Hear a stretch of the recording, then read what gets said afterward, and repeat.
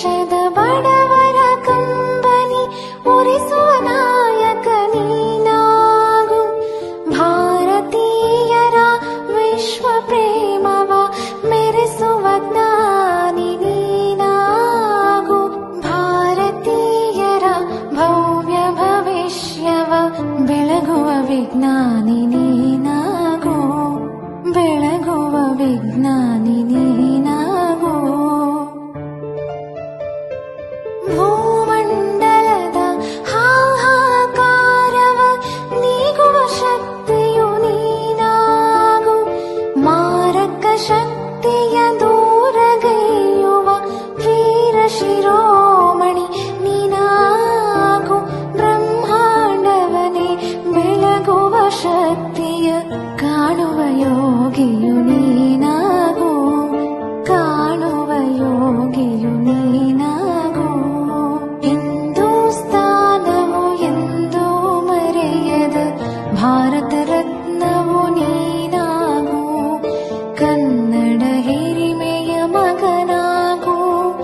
ಕನ್ನಡ ನುಡಿಯ ಸಿರಿಯಾಗು. ಹಿಂದೂಸ್ತಾನವು ಎಂದೂ ಮರೆಯದ ಭಾರತ ರತ್ನವು ನೀನಾಗು.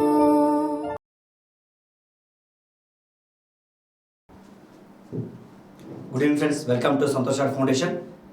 ನಾನು ನಿಮ್ಮ ವಿಠಲ್ ಸರ್, ನಿರ್ದೇಶಕರು ವಿಶ್ವದರ್ಶನ ಕರಿಯರ್ ಅಕಾಡೆಮಿ ಧಾರವಾಡ ಹಾಗೂ ಭೂಗೋಳಶಾಸ್ತ್ರದ ಉಪನ್ಯಾಸಕರು. ಸ್ನೇಹಿತರೆ, ಎಲ್ಲರೂ ಒಟ್ಟಿಯಾಗಿದೆ ಅಂತ ಅನ್ಕೊಂಡಿದ್ದೀನಿ.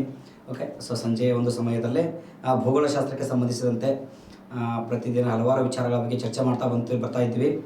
ಓಕೆ, ಸೊ ಏನಪ್ಪ ಅಂತಂದರೆ ಭೂಗೋಳಶಾಸ್ತ್ರಕ್ಕೆ ಸಂಬಂಧಪಟ್ಟಂತೆ ಹಲವಾರು ವಿಚಾರಗಳನ್ನು ನೋಡೋದಾದರೆ ನಾವು ಪ್ರಮುಖವಾಗಿ ಕಳೆದ ಒಂದು ಸಂಚಿಕೆಯಲ್ಲಿ ಜಲಗೋಳದ ಬಗ್ಗೆ ಮಾತಾಡ್ತಿದ್ವಿ. ಹೌದಾನೆ, ಜಲಗೋಳ ಹೈಡ್ರೋಸ್ಫಿಯರ್ ಬಗ್ಗೆ ಮಾತಾಡ್ತಿದ್ವಿ. ಸೊ ಜಲಗೋಳ ಅಂತಂದ್ರೆ ಏನು, ಯಾವ ರೀತಿ ಫಾರ್ಮೇಷನ್ ಆಗಿದೆ, ಸೊ ಅದ್ರ ಜೊತೆಗೇನೆ ಜಲಗೋಳದಲ್ಲಿ ಅಧ್ಯಯನ ಮಾಡಬೇಕಾದ್ರೆ ನಾವು ಸಾಗರಗಳ ಬಗ್ಗೆ ಅಧ್ಯಯನ ಮಾಡ್ತಿದ್ವಿ. ಹೌದಾ, ಸಾಗರಗಳು ಓಷಿಯನ್ಸ್ ಅಂತೇಳಿ ಕರಿತೀವಿ. ಹೌದಾ, ಸೊ ಸಾಗರಗಳ ಬಗ್ಗೆ ಅಧ್ಯಯನ ಮಾಡಬೇಕಾದಾಗ, ಓಷಿಯನ್ಸ್ ಬಗ್ಗೆ ಅಧ್ಯಯನ ಮಾಡಬೇಕಾದಾಗ,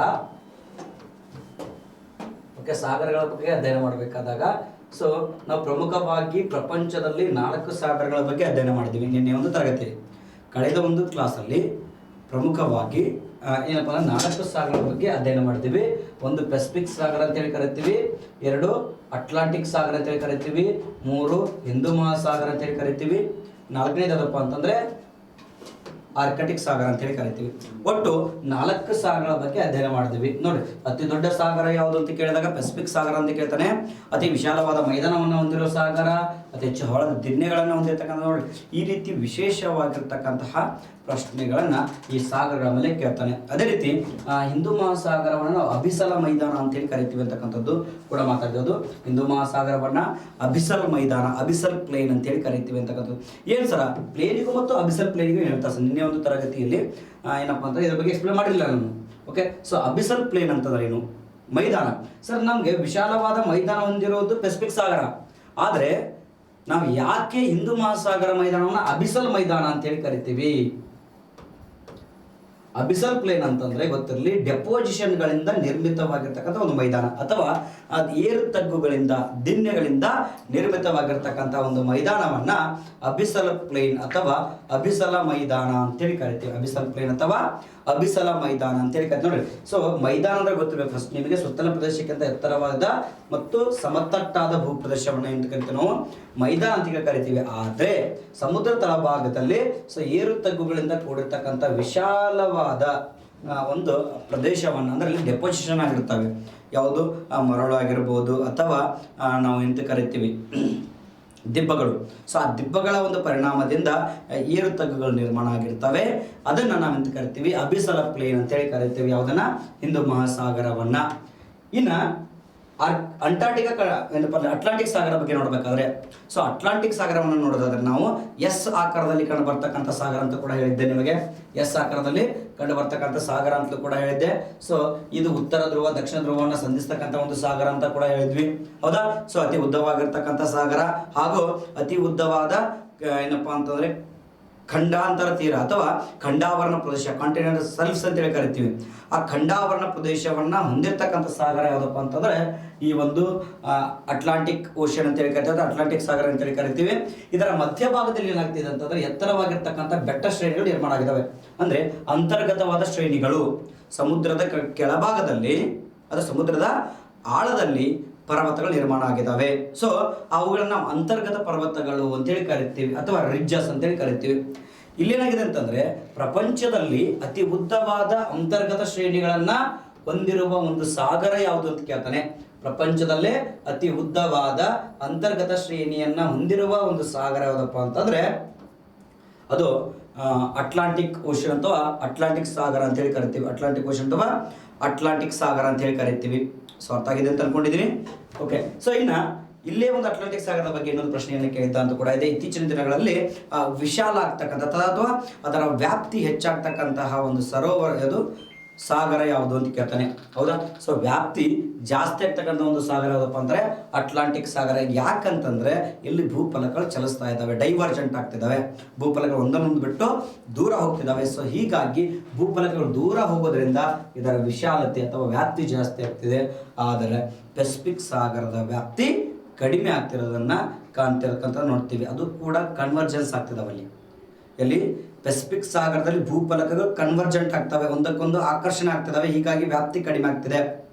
ಆದರೆ ಅಟ್ಲಾಂಟಿಕ್ ಸಾಗರದಲ್ಲಿ ಡೈವರ್ಜೆಂಟ್ ಆಗೋ ಕಾರಣಕ್ಕೋಸ್ಕರ, ಬಿಡಿ ಬಿಡಿ ಆಗೋ ಕಾರಣಕ್ಕೋಸ್ಕರ ಅವುಗಳ ವ್ಯಾಪ್ತಿ ಏನಾಗ್ತಿದೆ, ಜಾಸ್ತಿ ಆಗ್ತಿರ್ತದನ್ನು ಕಾಣ್ತೀವಿ. ಸೊ ಅದೇ ಪರಿಣಾಮದಿಂದ ಅಂತರ್ಗತ ಶ್ರೇಣಿಗಳು ಕೂಡ ಬೆಳೀತಾ ಇರೋದನ್ನ ಕಾಣ್ತೀವಿ ಅಂತಕ್ಕಂಥದ್ದು. ಸೊ ಇದು ಇತ್ತೀಚಿನ ದಿನಗಳಿಗೆ ಕೇಳ್ತಕ್ಕಂಥ ಪ್ರಶ್ನೆಗಳು ಕೂಡ ಹೌದು. ಸೊ ನಾವು ಆರ್ಕಟಿಕ್ ಸಾಗರಕ್ಕೆ ಬರೋದಾದ್ರೆ ಆರ್ಕಟಿಕ್ ಸಾಗರ ಉತ್ತರ ಧ್ರುವದಲ್ಲಿ ಇರತಕ್ಕಂಥ ಒಂದು ಸಾಗರ ಅಂತೇಳಿ ಕರಿತೀವಿ. ಹೌದಾ? ಇದು ಸಂಪೂರ್ಣವಾಗಿ ಹಿಮದಿಂದ ಆವೃತವಾಗಿರ್ತಕ್ಕಂಥ ಒಂದು ಸಾಗರ. ಯಾವುದರಿಂದ ಆವೃತವಾಗಿದೆ? ಆರ್ಕಟಿಕ್ ಸಾಗರ ಹಿಮದಿಂದ ಆವೃತವಾಗಿರ್ತಕ್ಕಂತಹ ಒಂದು ಸಾಗರ ಅಂತೇಳಿ ಕರಿತೀವಿ. ಇನ್ನ ಇದ್ರ ವಿಶೇಷ ಒಂದು ಪ್ರಶ್ನೆ ಕೇಳ್ತಾನೆ, ಏನಂತಂದ್ರೆ ಈ ಆರ್ಕಟಿಕ್ ಸಾಗರ ಇದೆ, ಈ ಆರ್ಕಟಿಕ್ ಸಾಗರದಲ್ಲಿ ನಮಗೆ ಯಾವುದೇ ರೀತಿಯ ಸಾಗರ ಪ್ರವಾಹಗಳು ಕಂಡು ಬರುವುದಿಲ್ಲ. ಯಾವ ಸಾಗರ ಪ್ರವಾಹಗಳು, ಓಷನ್ ಕರೆಂಟ್ಸ್ಗಳು ಕಂಡು ಬರದೇ ಇರತಕ್ಕಂಥ ಒಂದು ಸಾಗರ ಯಾವುದಪ್ಪ ಅಂತಂದ್ರೆ ಆರ್ಕಟಿಕ್ ಸಾಗರ ಅಂತೇಳಿ ಕರಿತೀವಿ. ಏನ್ ಸರ್ ಸಾಗರ ಪ್ರವಾಹ ಅಂತಂದ್ರೆ ಒಂದು ನೆಕ್ಸ್ಟ್ ಕ್ಲಾಸಲ್ಲಿ ಇವುಗಳ ಬಗ್ಗೆ ಎಕ್ಸ್ಪ್ಲೇನ್ ಮಾಡ್ತೀನಿ. ಇಲ್ಲಿ ನಾವು ಗೊತ್ತಿರಬಹುದು ಪ್ರವಾಹ. ಪ್ರವಾಹ ಪ್ರವಾಹ ಅಂತಂದ್ರೆ ಎಲ್ಲರಿಗೂ ಗೊತ್ತಿದೆ, ಫ್ಲಡ್. ಆ ಫ್ಲಡ್ ಬೇರೆ, ಇದು ಬೇರೆ. ಪ್ರವಾಹ ಅಂತಂದ್ರೆ ಕರೆಂಟ್ ಅಂತೇಳಿ ಕರಿತೀವಿ. ಕರೆಂಟ್ ಮೀನ್ಸ್ ಕರೆಂಟ್ ಅಂದ್ರೆ ಏನ್ರಿ? ಕರೆಂಟ್ ಅಂದ್ರೆ ಏನು ನಾವೇನು ತಿಳ್ಕೊಂತೀವಿ? ಕರೆಂಟ್ ಅಂದ್ರೆ ವಿದ್ಯುತ್. ಹೌದಾ? ಸೊ ಅದು ಎಲೆಕ್ಟ್ರಿಸಿಟಿ ಗೊತ್ತಿರಲಿ ನಿಮಗೆ, ವಿದ್ಯುತ್ ಬೇರೆ.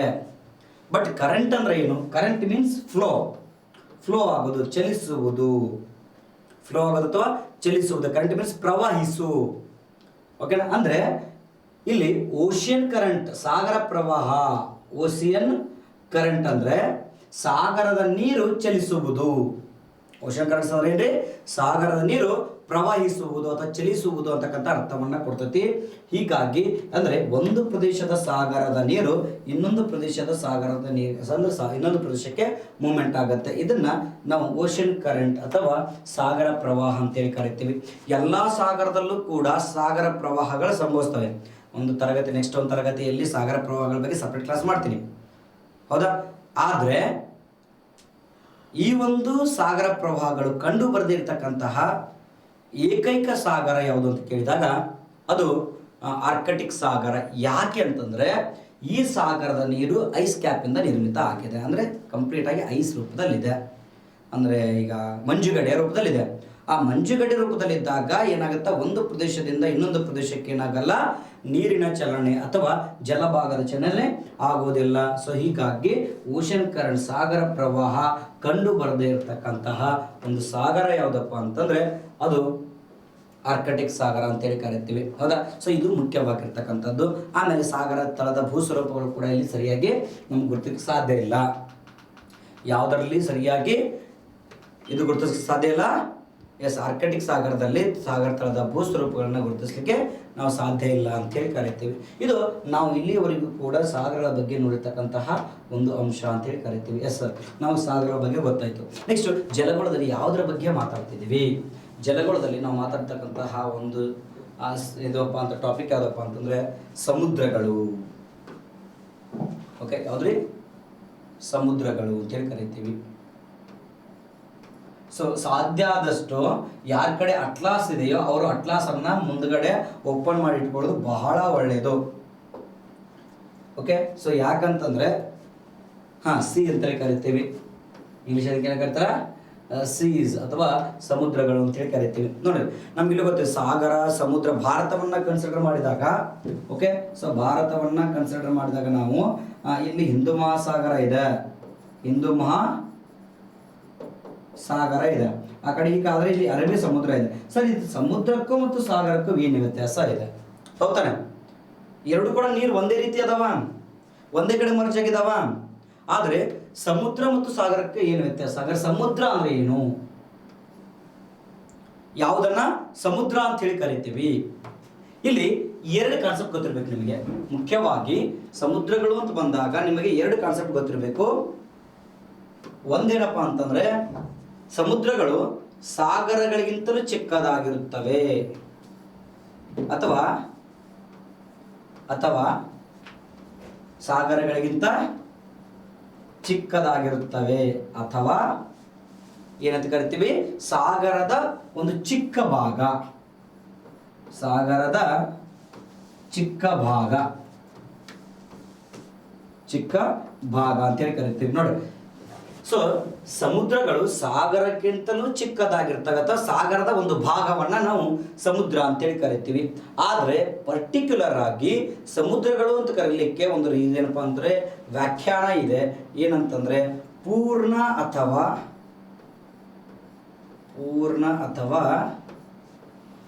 ಭಾಗಶಃವಾಗಿ, ಪೂರ್ಣ ಅಥವಾ ಭಾಗಶಃವಾಗಿ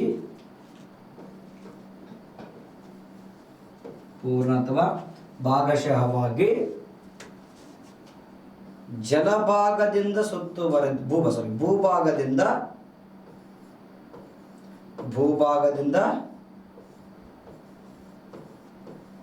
ಸುತ್ತುವರೆದಿದ್ದರೆ,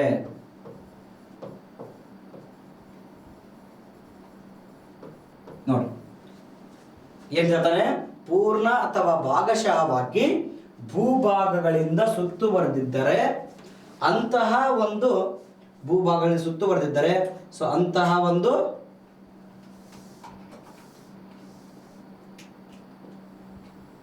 ಭೂಭಾಗ ಸುತ್ತುವರೆದಿದ್ದರೆ ಅಂತಹ ಒಂದು ಜಲಭಾಗವನ್ನ ಅಥವಾ ಜಲರಾಶಿಯನ್ನು ಅಂತ ಕರಿತೀವಿ ನಾವು ಸಮುದ್ರಗಳು ಅಂತೇಳಿ ಕರಿತೀವಿ. ಅಂದ್ರೆ ಕಂಪ್ಲೀಟ್ ಆಗಿ ಏನಾಗಿರ್ಬೇಕು? ಲ್ಯಾಂಡ್ ಲಾಕ್ಡ್ ಆಗಿರಬೇಕು, ಭೂಭಾಗ ಸುತ್ತರಬೇಕು, ಅಥವಾ ಅರ್ಧ ಕಡೆ ಭೂಭಾಗದಿಂದ ಸುತ್ತರಿರಬೇಕು, ಉಳಿದಿರ್ತಕ್ಕಂಥದ್ದು ಸಾಗರದ ಚಿಕ್ಕ ಭಾಗ ಆಗಿರಬೇಕು. ಅಂತಹವುಗಳನ್ನ ನಾವು ಸಮುದ್ರ ಅಂತ ಹೇಳ್ತೀವಿ. ಫಾರ್ ಎಕ್ಸಾಂಪಲ್ ನೋಡ್ರಿ, ಇದೆಲ್ಲ ಹಿಂದೂ ಮಹಾಸಾಗರ. ಈ ಹಿಂದೂ ಮಹಾಸಾಗರದ ಒಂದು ಚಿಕ್ಕ ಭಾಗ ಯಾವುದು? ಅರಬ್ಬಿ ಸಮುದ್ರ. ಇದೇನಾಗಿದೆ? ಈ ಕಡೆ ಭೂಭಾಗಗಳಿಂದ ಸುತ್ತುವರೆದಿದೆ, ಹೌದಾ? ಈ ಕಡೆ ಇಂಡಿಯಾ ಇದೆ, ಮೇಲುಗಡೆ ಇರಾನ್, ಇರಾಕ್ ಈ ಕಡೆ ಇದೆ, ಸೊ ಪಾಕಿಸ್ತಾನ ಇದೆ, ಈ ಕಡೆ ಆಫ್ರಿಕಾ ಖಂಡ ಇದೆ. ಸೊ ಹೀಗಾಗಿ ಭಾಗಶಃವಾಗಿ ಯಾವುದರ ಸುತ್ತುವರೆದಿ? ಭೂ ಪ್ರದೇಶಗಳಿಂದ ಸುತ್ತುವರೆದಿದೆ. ಅರ್ಥ ಆಯ್ತು? ಪೂರ್ಣ ಅಥವಾ ಭಾಗಶಃವಾಗಿ ಭೂಭಾಗಗಳಿಂದ ಸುತ್ತುವರೆದಿರುವ ಏನು ಸಾಗರಗಳಿಗಿಂತಲೂ ಚಿಕ್ಕದಾದ ಜಲರಾಶಿಯನ್ನ ಎಂತ ಕರಿತೀವಿ ನಾವು? ಸಮುದ್ರಗಳು ಅಂತ ಹೇಳಿ ಕರಿತೀವಿ. ಏನು ಕರಿತೀವಿ? ಸಮುದ್ರಗಳು ಅಂತ ಹೇಳಿ ಕರಿತೀವಿ. ಹಾಗಾದ್ರೆ ಸಮುದ್ರಗಳು ಅಂತ ಬಂದಾಗ ಏನೇನು ಪ್ರಶ್ನೆ ಕೇಳ್ತಾನೆ? ಸಮುದ್ರಗಳು ಅಂತ ಬಂದಾಗ ನಮ್ಗೆ ಕೇಳ್ತಕ್ಕಂಥ ಮೊದಲನೇ ಪ್ರಶ್ನೆ, ಪ್ರಪಂಚದ ಅತಿ ದೊಡ್ಡ ಸಮುದ್ರ ಯಾವುದು ಅಂತ ಕೇಳ್ತಾನೆ. ಪ್ರಪಂಚದ ಅತಿ ದೊಡ್ಡ ಸಮುದ್ರ ಯಾವುದು ಅಂತ ಕೇಳ್ತಾನೆ. ಸೊ ಪ್ರಪಂಚದ ಅತಿ ದೊಡ್ಡ ಸಮುದ್ರ ಯಾವುದಪ್ಪ ಅಂತಂದ್ರೆ ಮೆಡಿಟರೇನಿಯನ್ ಸಮುದ್ರ, ಮೆಡಿಟರೇನಿಯನ್ ಸಿ, ಮೆಡಿಟರೇನಿಯನ್ ಸಮುದ್ರ ಪ್ರಪಂಚದ ಅತಿ ದೊಡ್ಡ ಸಮುದ್ರ. ಇದು ಎಲ್ಲಿ ಹಂಚಿಕೆ ಆಗಿದೆ ಅಂತಂದ್ರೆ ಈ ಕಡೆ ಯುರೋಪ್ ಇದೆ, ಓಕೆ, ಸೊ ಈ ಕಡೆ ಏಷ್ಯಾ ಇದೆ, ಇಲ್ಲಿ ಕಡೆ ಆಫ್ರಿಕಾ ಇದೆ. ಸೊ ಇವುಗಳ ಮಧ್ಯ ಹಂಚಿಕೆಯಾಗಿರ್ತಕ್ಕಂಥ ಸಾಗರ ಯಾವುದು? ಯುರೋಪ್, ಏಷ್ಯಾ ಮತ್ತು ಆಫ್ರಿಕಾ ಖಂಡಗಳ ಮಧ್ಯ ಹಂಚಿಕೆಯಾಗಿರ್ತಕ್ಕಂಥ ಒಂದು ಸಮುದ್ರ ಯಾವುದಪ್ಪ ಅಂತಂದ್ರೆ ಮೆಡಿಟರೇನಿಯನ್ ಸಮುದ್ರ. ಪ್ರಪಂಚದಲ್ಲೇ ಅತಿ ದೊಡ್ಡ ಸಮುದ್ರ ಅಂತೇಳಿ ಕರಿತೀವಿ. ಪ್ರಪಂಚದಲ್ಲೇ ಅತಿ ದೊಡ್ಡ ಸಮುದ್ರ ಯಾವುದಪ್ಪ ಅಂತಂದ್ರೆ ಮೆಡಿಟರೇನಿಯನ್ ಸಮುದ್ರ ಅಂತೇಳಿ ಕರಿತೀವಿ. ಓಕೆನಾ? ಇನ್ನ ಎಷ್ಟು ಖಂಡಗಳ ಮಧ್ಯೆ ಹಂಚಿಕೆ ಆಗಿದೆ? 3 ಖಂಡಗಳ ಮಧ್ಯೆ ಹಂಚಿಕೆ ಆಗಿದೆ. ಯಾವ್ಯಾವುದು? Yes, Europe, Asia and Africa. So 3 ಖಂಡಗಳ ಮಧ್ಯೆ ಹಂಚಿಕೆ ಆಗಿರ್ತಕ್ಕಂಥ ಒಂದು ಸಮುದ್ರ ಮೆಡಿಟರೇನಿಯನ್. ಆದರೆ ಇತ್ತೀಚಿನ ದಿನಗಳಲ್ಲಿ ಈ ಸಮುದ್ರ ಬಹಳ ಇಶ್ಯೂವಲ್ಲಿದೆ. ಯಾಕೆ ಇಶ್ಯೂವಲ್ಲಿದೆ ಅಂತಂದರೆ, ಈ ಸಮುದ್ರದಲ್ಲಿ ಒಂದು ದ್ವೀಪ ಬರುತ್ತೆ. ಯಾವುದು? ಲ್ಯಾಂಪೆಡುಸಾ ದ್ವೀಪ ಅಂತೇಳಿ ಕರಿತೀವಿ. ಕರೆಂಟ್ ಅಫೇರ್ಸ್ ಇದು ಗೊತ್ತಿರಲಿ ನಿಮಗೆ. ಮೊನ್ನೆ PSIಗೆ ಕೇಳ್ತಕ್ಕಂಥ ಒಂದು ಪ್ರಶ್ನೆ, ಲಾಸ್ಟ್ ಟೈಮು PSIಗೆ ಕೇಳ್ತಕ್ಕಂಥ ಒಂದು ಪ್ರಶ್ನೆ ಯಾವುದು? ಲ್ಯಾಂಪೆಡುಸಾ ದ್ವೀಪ ಎಲ್ಲಿ ಕಂಡು ಬರುತ್ತದೆ ಅಂತ ಪ್ರಶ್ನೆ ಕೇಳಿದ್ದ. ಹೌದು ಸರ, ಫಸ್ಟ್ ಟೈಮ್ ಕೇಳ್ತಿರೋದು ನಾವು. ಹೌದು ತಾನೆ? ಫಸ್ಟ್ ಟೈಮ್ ಕೇಳ್ತಿರೋದು ನಾವು. ನಮಗೆ ಗೊತ್ತಿರೋದು 2 ದ್ವೀಪಗಳು, ಒಂದು ಅಂಡಮಾನ್ ನಿಕೋಬಾರ್ ಬಿಟ್ಟರೆ ಲಕ್ಷದ್ವೀಪ, ಇವೆರಡ ಗೊತ್ತು ನಮಗೆ. ಹೌದಾ? ಅದೊಂದು ಗೊತ್ತಿರಲಿ. ಈ ದ್ವೀಪಗಳು ಬಹಳ ಮುಖ್ಯಗಳಾಗಿರ್ತಾವ. ಯಾವ ಸಮುದ್ರಗಳು ಬಂದಾಗ ಕೆಲವಷ್ಟು ಸಮುದ್ರಗಳನ್ನು ಇಂಪಾರ್ಟೆಂಟ್ ಇರೋದು ಹೇಳ್ತಾರೆ ಮಾತ್ರ ನಾನು. ಉಳಿದ್ರೆ ನಿಮ್ಮ ಮ್ಯಾಪಲ್ಲಿ ನೋಡಿ ಮಾರ್ಕ್ ಮಾಡಿಕೊಡ್ರಿ. ಓಕೆ, ಕರೆಂಟ್ ಅಫೇರ್ಸ್ ಇರ್ತಕ್ಕಂಥವು ಮತ್ತು ಮೇನ್ ಎಕ್ಸಾಮ್ ಕೇಳ್ತಕ್ಕಂಥ ಕೆಲವಷ್ಟು ನಿಮಗೆ ಸಮುದ್ರಗಳಲ್ಲಿ ಅಲ್ಲಿ ಏನಾದರೂ ವಿಶೇಷತೆ ಅದ್ರ ಬಗ್ಗೆ ಎಕ್ಸ್ಪ್ಲೇನ್ ಮಾಡ್ತೀನಿ. Don't worry. ಇಲ್ಲಿ ಮೆಡಿಟರೇನಿಯನ್ ಸಮುದ್ರ ಕಡೆ ಬರ್ತಕ್ಕಂಥ ಲ್ಯಾಂಪೆಡುಸಾ ದ್ವೀಪ ಏನಿದೆ, ಈ ದ್ವೀಪ ಬಹಳ ಇಶ್ಯೂ ಅಲ್ಲಿತ್ತು. ಹೀಗಾಗಿ ಪ್ರಶ್ನೆಯನ್ನು ಕೇಳಿದ್ದ. ಏನು ಸರ ಪ್ರಶ್ನೆ ಅಂತಂದರೆ, ಇದನ್ನ ಮ್ಯಾಪಲ್ಲೂ ಕೊಟ್ಟಿಲ್ಲ, ಇವನ್ ಬರೀ ಕೇವಲ ಒಂದು ಸಣ್ಣ ಡಾಟ್ ಕೊಟ್ಟಿದ್ದಾನೆ ಅಷ್ಟೇ. ಮ್ಯಾಪಲ್ಲಿ ಸಣ್ಣ ಡಾಟ್ ಇದೆ, ಆ ಡಾಟನ್ನು ಗುರುತಿಸಲ್ಲ ಅವನು. ಬಟ್ ನೀವು ನೋಡಬೇಕಾಗಿರ್ತಕ್ಕಂಥದ್ದು ಅದನ್ನು ವಿಚಾರ ಮಾಡಿ ಹುಡುಕ್ರಿ. ಇಲ್ಲೇನಾಗುತ್ತೆ, ಲ್ಯಾಂಪೆಡುಸಾ ದ್ವೀಪ ಯಾಕೆ ಇಶ್ಯೂ ಅಲ್ಲಿ ಇತ್ತಂದರೆ, ಈ ಆಫ್ರಿಕಾ ಅಂದರೆ ಉತ್ತರ ಆಫ್ರಿಕಾದಿಂದ ಮತ್ತು ಪಶ್ಚಿಮ ಏಷ್ಯಾ ರಾಷ್ಟ್ರಗಳಿಂದ, ಉತ್ತರ ಆಫ್ರಿಕಾ ಮತ್ತು ಪಶ್ಚಿಮ ಏಷ್ಯಾ ರಾಷ್ಟ್ರಗಳಿಂದ ಈ ಲ್ಯಾಂಪೆಡುಸಾ ದ್ವೀಪಕ್ಕೆ ವಲಸಿಗರು ಬರ್ತಾ ಇದ್ರು. ಮೈಗ್ರೆಂಟ್ಸ್ ಬಂದರು. ಬುಡಕಟ್ಟು ಮೈಗ್ರೆಂಟ್ಸ್ ಅಂತ ಕರಿತೀವಿ ನೋಡೋಣ. ಹೌದಾ? ಈ ಬುಡಕಟ್ಟು ಜನಾಂಗಗಳು ಏನು ಮಾಡ್ತಾರೆ ಅಂತಂದರೆ, ವಲಸೆ ಹೋಗ್ತಾರೆ ಇಲ್ಲಿಗೆ, ಲ್ಯಾಂಪೆಡುಸಾ ದ್ವೀಪಕ್ಕೆ. ಈ ಲ್ಯಾಂಪೆಡುಸಾ ದ್ವೀಪ ಸಂಬಂಧಪಟ್ಟಿದ್ದು ಯುರೋಪಿಯನ್ ಯೂನಿಯನ್ಗೆ ಅಥವಾ ಯುರೋಪಿಯನ್ ಕಾಂಟಿನೆಂಟ್ಗೆ ಸಂಬಂಧಪಟ್ಟಿದ್ದು. ಹೌದಾ? ಯುರೋಪಿಯನ್ ಕಾಂಟಿನೆಂಟ್ಗೆ ಸಂಬಂಧಪಟ್ಟಿರ್ತಕ್ಕಂಥದ್ದು. ಆದರೆ ಇಲ್ಲೇನಾಯಿತು, ಸೊ ಗಲಭೆಗಳು ಉಂಟಾಗ್ತವೆ. ಇಲ್ಲಿ ಲ್ಯಾಂಪೆಡುಸಾ ದ್ವೀಪದಲ್ಲಿ ಗಲಭೆಗಳು ಉಂಟಾಗ್ತವೆ.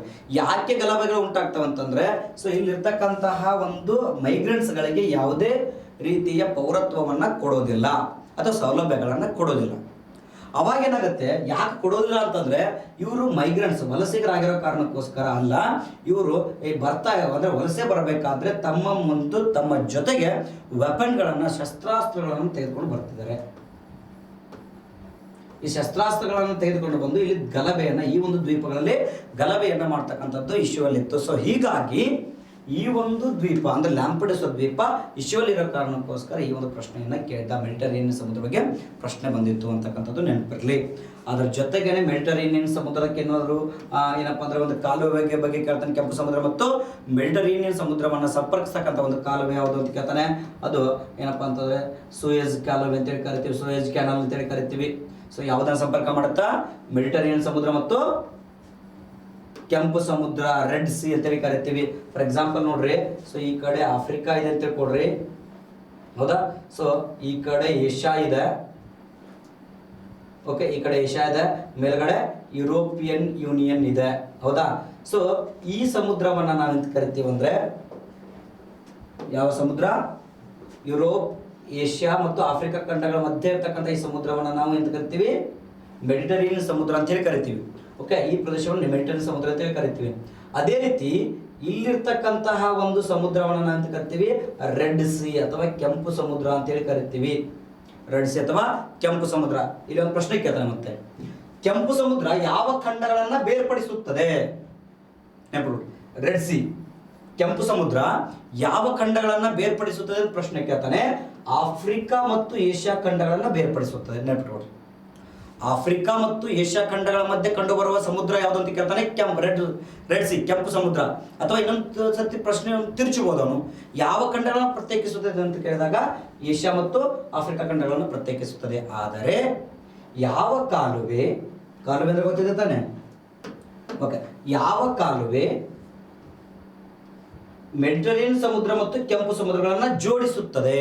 ನೆಕ್ಸ್ಟ್ ಪ್ರಶ್ನೆ ಆಯಿತು ನಿಮಗೆ.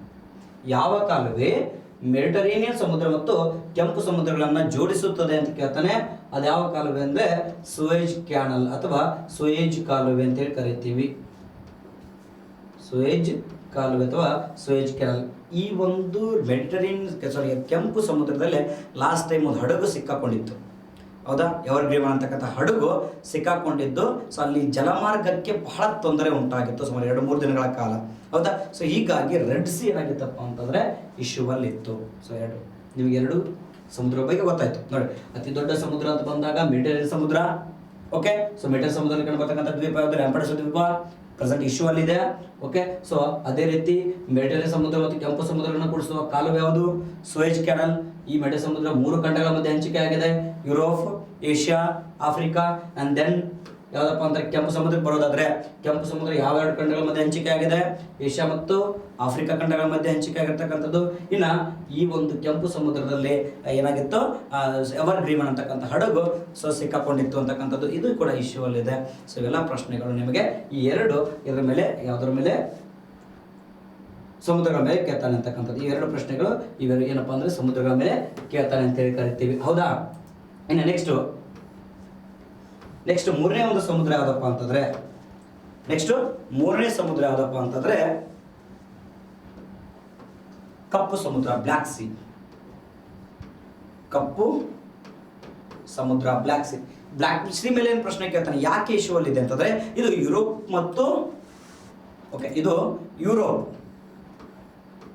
ಯುರೋಪ್ ಮತ್ತು ಏಷ್ಯಾ ಖಂಡಗಳ ಮಧ್ಯೆ ಹಂಚಿಕೆ ಆಗಿರ್ತಕ್ಕಂಥ ಒಂದು ಯುರೋಪ್ ಮತ್ತು ಏಷ್ಯಾ ಖಂಡಗಳ ಮಧ್ಯೆ ಹಂಚಿಕೆ ಆಗಿರ್ತಕ್ಕಂಥ ಒಂದು ಸಮುದ್ರ ಅಂತೇಳಿ ಕರಿತೀವಿ. ಯಾವ ಖಂಡಗಳ ಮಧ್ಯೆ ಹಂಚಿಕೆ ಆಗಿದೆ? ಯುರೋಪ್ ಮತ್ತು ಏಷ್ಯಾ. ಈ ಬ್ಲ್ಯಾಕ್ ಸಿ ಅನ್ನ ಏನಂತ ಕರೀತಾರ ಅಂದ್ರೆ ಲ್ಯಾಂಡ್ ಲಾಕ್ಡ್ ಸಿ ಅಂತೇಳಿ ಕರೀತಾರ. ಲ್ಯಾಂಡ್ ಲಾಕ್ಡ್ ಸಮುದ್ರ ಅಥವಾ ಭೂಬಂಧಿತ ಸಮುದ್ರ ಅಂತೇಳಿ ಕರೀತಾರ. ಲ್ಯಾಂಡ್ ಲಾಕ್ಡ್ ಸಿ ಅಥವಾ ಭೂಬಂಧಿತ ಸಮುದ್ರ. ಯಾಕಂತಂದ್ರೆ ಸೊ ಇದೇನಾಗಿದೆ? ಯುರೋಪ್ ಮತ್ತು ಏಷ್ಯಾಗಳ ಮಧ್ಯ ಏನಾಗಿದೆ? ಭೂಪ್ರದೇಶಗಳ ಮಧ್ಯೆ ಹಂಚಿಕೆ ಆಗಿರ್ತಕ್ಕಂಥದ್ದು. ಅಂದ್ರೆ ಸುತ್ತಲೂ ಭೂಪ್ರದೇಶ ಇದೆ, ಸುತ್ತಲೂ ಏನಿದೆ? ಭೂಪ್ರದೇಶ ಇದೆ. ಸೊ ಮಧ್ಯದಲ್ಲಿ ಏನಾಗಿದೆಪ್ಪ ಅಂತಂದ್ರೆ ಈ ಸಮುದ್ರ ಹಂಚಿಕೆ ಆಗಿದೆ. ಸೊ ಅಂದ್ರೆ ಸುತ್ತಲೂ ಭೂಪ್ರದೇಶವಿದ್ದು ಮಧ್ಯದಲ್ಲಿ ಸಮುದ್ರ ಹಂಚಿಕೆ ಆಗಿದೆ. ಎಲ್ಲೂ ಕೂಡ ಯಾವುದೇ ಜಲಭಾಗದೊಂದಿಗೆ ಟಚ್ ಆಗಿಲ್ಲ. ಅಂದ್ರೆ ಇಟ್ ಮೀನ್ಸ್ ಸಾಗರಗಳೊಂದಿಗೆ ಏನಾಗಿಲ್ಲ? ಟಚ್ ಆಗಿಲ್ಲ. ಸೊ ಹೀಗಾಗಿ ನಾವು ಲ್ಯಾಂಡ್ ಲಾಕ್ಡ್ ಅಂತೇಳಿ ಕರಿತೀವಿ. ಅಂದ್ರೆ ಕಂಪ್ಲೀಟ್ ಭೂಪ್ರದೇಶದಿಂದ ಸುತ್ತುವರೆದಿರ್ತಕ್ಕಂತಹ ಒಂದು ಸಮುದ್ರ ಯಾವುದು ಅಂತ ಕೇಳ್ತಾನೆ. So it's black C. And ಇನ್ನೊಂದು ಬರುತ್ತೆ ಡೆಡ್ ಸಿ ಅಂತ ಬರ್ತೈತಿ. ಓಕೆ, ಯಾವುದು? ಮೃತ ಸಮುದ್ರ ಅಂತೇಳಿ ಕರಿತೀವಿ. ಅಲ್ಲಿ ಬಂದಾಗ ಹೇಳ್ತಾರೆ ಅದ್ರ ಬಗ್ಗೆ. ಸೊ ಈ ಬ್ಲ್ಯಾಕ್ ಸಿ ಅಥವಾ ಕಪ್ಪು ಸಮುದ್ರ ಅಂತ ಬಂದಾಗ ಇದು ಯುರೋಪ್ ಮತ್ತು ಏಷ್ಯಾ ಖಂಡಗಳ ಮಧ್ಯೆ ಹಂಚಿಕೆ ಆಗಿರ್ತಕ್ಕಂಥದ್ದು. ಹೌದಾ? ಅದರ ಜೊತೆಗೇನೆ ಇಲ್ಲೊಂದು ಇಶ್ಯೂ ಏನಿದೆ ಅಂತಂದ್ರೆ ಸೊ ಈ ರೀತಿ ಬ್ಲ್ಯಾಕ್ ಸಿ ಅಲ್ಲಿ ಒಂದು ದ್ವೀಪ ಬರ್ತೈತಿ. ಇದು ಬ್ಲ್ಯಾಕ್ ಸಿ ಕಪ್ಪು ಸಮುದ್ರ ಅಂತ ಹೇಳಿದಾಗ ಈ ಬ್ಲ್ಯಾಕ್ ಸಿ ಅಥವಾ ಕಪ್ಪು ಸಮುದ್ರದಲ್ಲಿ ಒಂದು ದ್ವೀಪ ಬರುತ್ತೆ. ಈ ದ್ವೀಪ ಯಾವ್ದಪ್ಪ ಅಂತಂದ್ರೆ ಕ್ರಿಮಿಯಾ ದ್ವೀಪ. ಯಾವ ದ್ವೀಪ? ಕ್ರಿಮಿಯಾ ದ್ವೀಪ. ಯಾವ ದ್ವೀಪ? ಕ್ರಿಮಿಯಾ ದ್ವೀಪ. ನೋಡಿ, ಸೊ ಈ ರೀತಿ ಇರ್ತಕ್ಕಂತಹ ಒಂದು ದ್ವೀಪ ಯಾವ್ದಪ್ಪ ಅಂತಂದ್ರೆ ಕ್ರಿಮಿಯಾ ದ್ವೀಪ ಅಂತ ಹೇಳಿ ಕರಿತೀವಿ. ಇದೆಲ್ಲಿ ಕಂಡು ಬರುತ್ತಾ? ಎಸ್, ಬ್ಲ್ಯಾಕ್ ಸಿ ಅಲ್ಲಿ ಕಂಡು ಬರ್ತೈತಿ. ಓಕೆನಾ? ಬ್ಲ್ಯಾಕ್ ಸಿ ಅಲ್ಲಿ ಕಂಡು ಬರುತ್ತೆ, ಕಪ್ಪು ಸಮುದ್ರ ಕಂಡು ಬರುತ್ತೆ. ಏನು ಸರ್ ಇದ್ರ ವಿಶೇಷತೆ? ಅಟ್ ಪ್ರೆಸೆಂಟ್ 1-2 ದೇಶಗಳ ಮಧ್ಯೆ ಯುದ್ಧ ಆಗ್ತಿದೆ. ಯಾವ ದೇಶಗಳಂತ ಗೊತ್ತಿರಬಹುದು ನಿಮಗೆ? ಯಾವ ದೇಶಗಳು? ಉಕ್ರೇನ್ ಮತ್ತು ರಷ್ಯಾ. ಎಸ್, ನೋಡಿ, ಪ್ರಸ್ತುತದಲ್ಲಿ 2 ದೇಶಗಳ ಮಧ್ಯೆ ಡಿಸ್ಪ್ಯೂಟ್ ಆಗ್ತಿದೆ, ಯುದ್ಧ ನಡೀತಾ ಇದೆ. ಯುದ್ಧ ಆಗ್ತಾ ಆಲ್ರೆಡಿ ಕಂಟಿನ್ಯೂ ಆಗೈತಿ ಈಗ. ಸೊ ಯಾವ 2 ರಾಷ್ಟ್ರಗಳಂತಂದ್ರೆ ಒಂದು ಉಕ್ರೇನ್ ಮತ್ತು ರಷ್ಯಾ. ಯಾಕೆ ಇವುಗಳ ಮಧ್ಯೆ ಏನಾಗೈತಿ ಡಿಸ್ಪ್ಯೂಟ್ ನಡೀತಾ ಇದೆ? ನ್ಯಾಟೋದ ಪರವಾಗಿ ಅಂತ ಹೇಳ್ತೀವಿ ನಾವು. ಹೌದಾ? ನ್ಯಾಟೋ ಸಲುವಾಗಿ ಏನಾಯ್ತು? ನ್ಯಾಟೋದ ಸದಸ್ಯತ್ವವನ್ನು ಉಕ್ರೇನ್ ಕೇಳಿತು.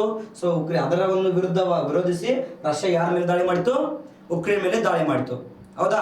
ಸೊ ನ್ಯಾಟೋದ ಸದಸ್ಯತ್ವವನ್ನು ಯಾಕೆ ಪಡೆಯಲಿಕ್ಕೆ ಹೋರಾಡ್ತಿದ್ದು ಉಕ್ರೇನು? ಪ್ರಶ್ನೆ ಬೇಕಲ್ಲ ನಮಗೆ. ನ್ಯಾಟೋ ಸದಸ್ಯತ್ವ ಯಾಕೆ ಬೇಕು ಉಕ್ರೇನಿಗೆ?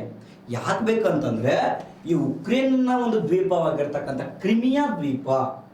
ಈ ಕ್ರಿಮಿಯಾ ದ್ವೀಪ ಯಾಕೆ ಸಂಬಂಧಪಟ್ಟಿದ್ದು? ಉಕ್ರೇನ್ಗೆ ಸಂಬಂಧಪಟ್ಟಿದ್ದು. ಆದರೆ ಈ ಉಕ್ರೇನ್ಗೆ ಸಂಬಂಧಪಟ್ಟತಕ್ಕಂಥ ಕ್ರಿಮಿಯಾ ದ್ವೀಪವನ್ನು ಯಾರು ವಶಪಡಿಸಿಕೊಂಡಿದ್ದಾರೆ? ರಷ್ಯಾ ವಶಪಡಿಸಿಕೊಂಡಿದೆ. ಆಲ್ರೆಡಿ ರಷ್ಯಾ ವಶಪಡಿಸಿಕೊಂಡಿರೋ ಕಾರಣಕ್ಕೋಸ್ಕರ ಉಕ್ರೇನ್ನ ಒಂದು ಅಭದ್ರತೆ ಆಗಿರೋ ಕಾರಣಕ್ಕೋಸ್ಕರ ನ್ಯಾಟೋದ ಸಹಾಯವನ್ನು ಉಕ್ರೇನ್ ಕೇಳಿತು. ಆಗೇನ್ ಮಾಡಿತು ಅಂತಂದ್ರೆ ನ್ಯಾಟೋದ ಸಹಾಯವನ್ನು ಕೇಳ್ತಕ್ಕಂಥ ಉಕ್ರೇನ್ ವಿರುದ್ಧವಾಗಿ ರಷ್ಯಾ ಏನ್ ಮಾಡಿತು?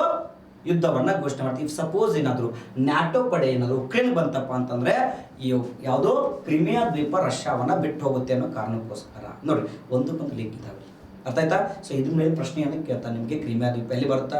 ಯಾವಾಗ ಕ್ರಿಮಿಯಾ ದ್ವೀಪವನ್ನು ರಷ್ಯಾ ವಶಪಡಿಸಿಕೊಳ್ತೈತೋ ಆಗ ರಷ್ಯಾವನ್ನ G8 ಸ್ಥಾನದಿಂದ ತೆಗೆದು ಹೊರಗಾಕಿ G7 ಆಯ್ತು. ನಿಮ್ಗೆ ಗೊತ್ತಿರಬಹುದು G8 G7 ಓಕೆನಾ. ಆಮೇಲೆ ಗ್ರೂಪ್ 7 ಅಂದ್ರೆ ಮುಂದುವರಿದ ರಾಷ್ಟ್ರಗಳ ಒಂದು ಸಂಘಟನೆ ಒಕ್ಕೂಟ. ಯಾವಾಗ ರಷ್ಯಾ ಕ್ರಿಮಿಯಾ ದ್ವೀಪವನ್ನು ವಶಪಡಿಸಿಕೊಳ್ತೈತೋ ಆಗ ರಷ್ಯಾವನ್ನ G8 ಸ್ಥಾನದಿಂದ ತೆಗೆದು G7 ಆಯ್ತು. ಅರ್ಥ ಆಯ್ತಾ? ಯಾವ ಕಾರಣಕ್ಕೋಸ್ಕರ? ಕ್ರಿಮಿಯಾ ದ್ವೀಪದ ವಿಚಾರಕ್ಕೋಸ್ಕರ. ಆಲ್ರೆಡಿ ಇದು ಪ್ರಶ್ನೆ ಕೂಡ ಆಗಿದೆ. ಬಟ್ ನಿಮಗೆ ಇಲ್ಲಿ ಪ್ರಶ್ನೆ ಬರೋದೇನಪ್ಪ ಅಂತಂದ್ರೆ ಕ್ರಿಮಿಯಾ ದ್ವೀಪ ಎಲ್ಲಿ ಕಂಡು ಬರುತ್ತದೆ ಅಂತ ಕೇಳ್ತಾನೆ. ಬ್ಲ್ಯಾಕ್ ಸಿ, ಕಪ್ಪು ಸಮುದ್ರದಲ್ಲಿ ಕಂಡು ಬರುತ್ತದೆ. ಕಪ್ಪು ಸಮುದ್ರ ಲ್ಯಾಂಡ್ ಲಾಕ್ಡ್ ಸಿ ಅಥವಾ ಭೂಬಂಧಿತ ಸಮುದ್ರ ಅಂತ ಹೇಳಿ ಕರಿತೀವಿ. ನೋಡಿ ಪ್ರಶ್ನೆ ಅರ್ಥ ಆಗಿದೆ ಅಂತ ಅನ್ಕೊಂಡಿದ್ದೀನಿ. ಓಕೆ, ಸೊ ಇದು ಏನಪ್ಪಾ ಅಂತಂದ್ರೆ ಕಪ್ಪು ಸಮುದ್ರಕ್ಕೆ ಇರ್ತಕ್ಕಂತಹ ಒಂದು ಚಿಕ್ಕ ಮಾಹಿತಿ. ಇದ್ರ ಬಗ್ಗೆ ಇನ್ನೂ ಹೆಚ್ಚು ಬೇಕಾದ್ರೆ ನೆಟ್ಟಲ್ಲಿ ಸರ್ಚ್ ಮಾಡಿ ಅರ್ಥ ಮಾಡ್ಕೋಬಹುದು. ಓಕೆನಾ. ಬಟ್ ಒಂದು ಪಾಯಿಂಟ್ ನೆನಪಿಡ್ರಿ, ಎಕ್ಸಾಮ್ಗೆ ಪ್ರಾಸ್ಪೆಕ್ಟಿವ್ ಅಲ್ಲಿ ಯಾವ್ದು ಇಂಪಾರ್ಟೆಂಟ್ ಅದನ್ನು ಮಾತ್ರ ಹೇಳ್ತಾ ಇದ್ದೀನಿ. ಓಕೆ, ಇನ್ನು ನೆಕ್ಸ್ಟ್ ಬರ್ತಕ್ಕಂಥ ಒಂದು ಸಮುದ್ರ ಯಾವುದು? ನಮ್ಗೆ ಗೊತ್ತಾಯ್ತು, ಕಪ್ಪು ಸಮುದ್ರ ಗೊತ್ತಾಯ್ತು, ಕೆಂಪು ಸಮುದ್ರ ಗೊತ್ತಾಯ್ತು, ಮೆಡಿಟರೇನಿಯನ್ ಸಮುದ್ರ ಬಗ್ಗೆ ಗೊತ್ತಾಯ್ತು. ಇನ್ನು ನೆಕ್ಸ್ಟ್ ಬರ್ತಕ್ಕಂಥದ್ದು ಯಾವ್ದಪ್ಪ ಅಂತಂದ್ರೆ ಸಿ ಆಫ್ ಒಕೋಟ್ಸ್ಕಾ ಸಮುದ್ರ. ಒಕೋಟ್ಸ್ಕಾ ಸಮುದ್ರ, ಸಿ ಆಫ್ ಒಕೋಟ್ಸ್ಕಾ ಅಂತ ಹೇಳಿ ಕರಿತೀವಿ. ಸರ್ ಇದು ಎಲ್ಲಿ ಬರ್ತೈತ್ರಿ? ಎಸ್, ಮ್ಯಾಪ್ ಇಟ್ಕೊಂಡ್ರೆ ಗೊತ್ತಾಗತ್ತೆ ನಿಮಗೆ ಎಲ್ಲಿ ಬರುತ್ತೆ ಅಂತ ಹೇಳ್ತೀನಿ ನೋಡ್ರಿ. ಈ ಕಡೆ ಏನಿದೆ ಏಷ್ಯಾ ಖಂಡ ಇದೆ ಈ ರೀತಿ. ಓಕೆ, ಈ ಕಡೆ ಏಷ್ಯಾ ಖಂಡ ಇದೆ, ಹೌದಾ? ಸೊ ಈ ಕಡೆ ಏನಿದೆ ಉತ್ತರ ಅಮೆರಿಕ ಖಂಡ ಇದೆ, ಹೌದಾ? ಈ ರೀತಿ ಉತ್ತರ ಅಮೆರಿಕ ಖಂಡ ಇದೆ. ಇಲ್ಲಿ ನಮಗೆ ಬೇರಿಂಗ್ ಜಲಸಂಧಿ ಕಂಡು ಬರುತ್ತೆ. ಯಾವ ಜಲಸಂಧಿ? ಬೇರಿಂಗ್ ಜಲಸಂಧಿ ಕಂಡು ಬರುತ್ತೆ. ಇಲ್ಲೇನಿದೆ ಸಿ ಆಫ್ ಒಕೋಟ್ಸ್ಕಾ ಇದೆ, ಅಂದ್ರೆ ಏಷ್ಯಾದ ಈ ಭಾಗದಲ್ಲಿ, ಈಶಾನ್ಯ ಭಾಗದಲ್ಲಿ ಏನಿದೆ ಸಿ ಆಫ್ ಒಕೋಟ್ಸ್ಕಾ ಇದೆ. ಒಕೋಟ್ಸ್ಕಾ ಸಮುದ್ರ ಇದೆ. ಯಾವ ಸಮುದ್ರ? ಒಕೋಟ್ಸ್ಕಾ. ಸರ್ ಯಾಕೆ ಇದು ಪ್ರಶ್ನೆ ಕೇಳಿದ್ನಂತಂದ್ರೆ ಇದು ಯಾವ ಖಂಡಗಳ ಮಧ್ಯೆ ಕಂಡು ಬರುತ್ತಾ? ಏಷ್ಯಾ ಮತ್ತು ನಾರ್ತ್ ಅಮೆರಿಕಾ, ಉತ್ತರ ಅಮೆರಿಕಾ ಖಂಡಗಳ ಮಧ್ಯೆ ಕಂಡು ಬರ್ತಕ್ಕಂಥದ್ದು. ಯಾವ ಸಾಗರದಲ್ಲಿ? ಪೆಸಿಫಿಕ್ ಸಾಗರದಲ್ಲಿ ಹಂಚಿಕೆ ಆಗಿದೆ. ಯಾವ ಸಾಗರ? ಪೆಸಿಫಿಕ್ ಸಾಗರದಲ್ಲಿ ಹಂಚಿಕೆ ಆಗಿದೆ. ಸರ್ ಇಷ್ಟೇ, ಅದಕ್ಕೆ ಇನ್ನು ಹೇಳಬೇಕು. ಇದೇ ಯಾಕೆ ನಾನು ಸಮುದ್ರ ಆಯ್ಕೆ ಮಾಡಿಕೊಂಡಿನಿ ಹೇಳಿಕೆ ಅಂತಂದ್ರೆ ಈ ಸಿ ಆಫ್ ಒಕೋಟ್ಸ್ಕಾದಲ್ಲಿ 2 ಪ್ರಮುಖವಾಗಿರ್ತಕ್ಕಂಥ ದ್ವೀಪಗಳಿದ್ದಾವೆ. ಏನು ಸರ್ ಬರೀ ದ್ವೀಪಗಳ ಬಗ್ಗೆನೇ ವಿಚಾರ ಮಾಡ್ತಿರಲಿಲ್ಲ? ಎಸ್, 100% ಒಂದು ಪ್ರಶ್ನೆ ಮಾತ್ರ ಕಂಪಲ್ಸರಿ. PC ಇಂದ UPSC ವರೆಗೂ ದ್ವೀಪಗಳ ಬಗ್ಗೆ ಒಂದು ಕ್ವಶನ್ ಕೇಳಕತ್ತಾನೆ. ಅದು ಎಸ್ಪೆಷಲಿ ಕರೆಂಟ್ ಅಫೇರ್ಸ್ ಬೇಸ್ ಮೇಲೆ ಪ್ರಶ್ನೆ ಕೇಳ್ತಾನೆ. ಸೊ ಹೀಗಾಗಿ ನಿಮಗೆ ಸಮುದ್ರಗಳ ಜೊತೆಗೇನೆ ದ್ವೀಪಗಳನ್ನ ವಿವರಣೆ ಮಾಡ್ತಿರೋದು. ಅರ್ಥ ಆಯ್ತಾ? ಸೊ 2 ದ್ವೀಪಗಳು ಪ್ರಮುಖವಾಗಿರ್ತಕ್ಕಂಥದ್ದು. ಯಾವ 2 ದ್ವೀಪಗಳು ಸರ್ ಅವಾಗಂದ್ರೆ? ಒಂದೇದು ಗೊತ್ತಿರ್ಬೋದು ನಿಮಗೆ, ಯಾವ್ದಪ್ಪ ಅಂತಂದ್ರೆ ಚೈನಾ ಮತ್ತು ಜಪಾನ್ ಮಧ್ಯ. ಸೊ ಚೈನಾ ಮತ್ತು ರಷ್ಯಾ ಮಧ್ಯ. ಫಾರ್ ಎಕ್ಸಾಂಪಲ್ ಜಪಾನ್ ಅಂತಕ್ಕಂಥ ಒಂದು ದೇಶ ಬರುತ್ತೆ ಇಲ್ಲಿ. ಯಾವುದು? ಜಪಾನದ ದ್ವೀಪಗಳು ಅಂತೇಳಿ ಕರಿತೀವಿ, ಹೌದಾ? ಜಪಾನ್ ದ್ವೀಪಗಳು ಅಂತೇಳಿ ಕರಿತೀವಿ. ಜಪಾನ್ ಮತ್ತು ರಷ್ಯಾ ಮಧ್ಯೆ ಇರತಕ್ಕಂತಹ ಕೆಲವೊಂದಿಷ್ಟು ದ್ವೀಪಗಳು ಬರ್ತವೆ. ಯಾವ್ಯಾವು? ಕುರಿಲ್ ಐಲ್ಯಾಂಡ್ ಅಂತೇಳಿ ಕರಿತೀವಿ, ಹೌದಾ? ಕುರಿಲ್ ದ್ವೀಪಗಳು ಅಂತೇಳಿ ಕರಿತೀವಿ. ಕುರಿಲ್ ಐಲ್ಯಾಂಡ್ ಅಥವಾ ಕುರಿಲ್ ದ್ವೀಪಗಳು ಅಂದ್ರೆ, ಸೊ ಇಲ್ಲಿ ಜಪಾನ್ ಏನಿದೆ, ಫಾರ್ ಎಕ್ಸಾಂಪಲ್ ಈ ಕಡೆ ತೆಗಿತೀನಿ ತಗೊಳ್ರಿ ಅದನ್ನ. ಓಕೆ, ಸೊ ಈ ಸ್ವಲ್ಪ ದೊಡ್ಡದಾಗಿ ಬಿಡಿಸ್ತೀನಿ ಡಯಾಗ್ರಾಮ್ ಅನ್ನ, ನಿಮ್ಗೆ ಅರ್ಥ ಆಗುತ್ತೆ ಅವಾಗ.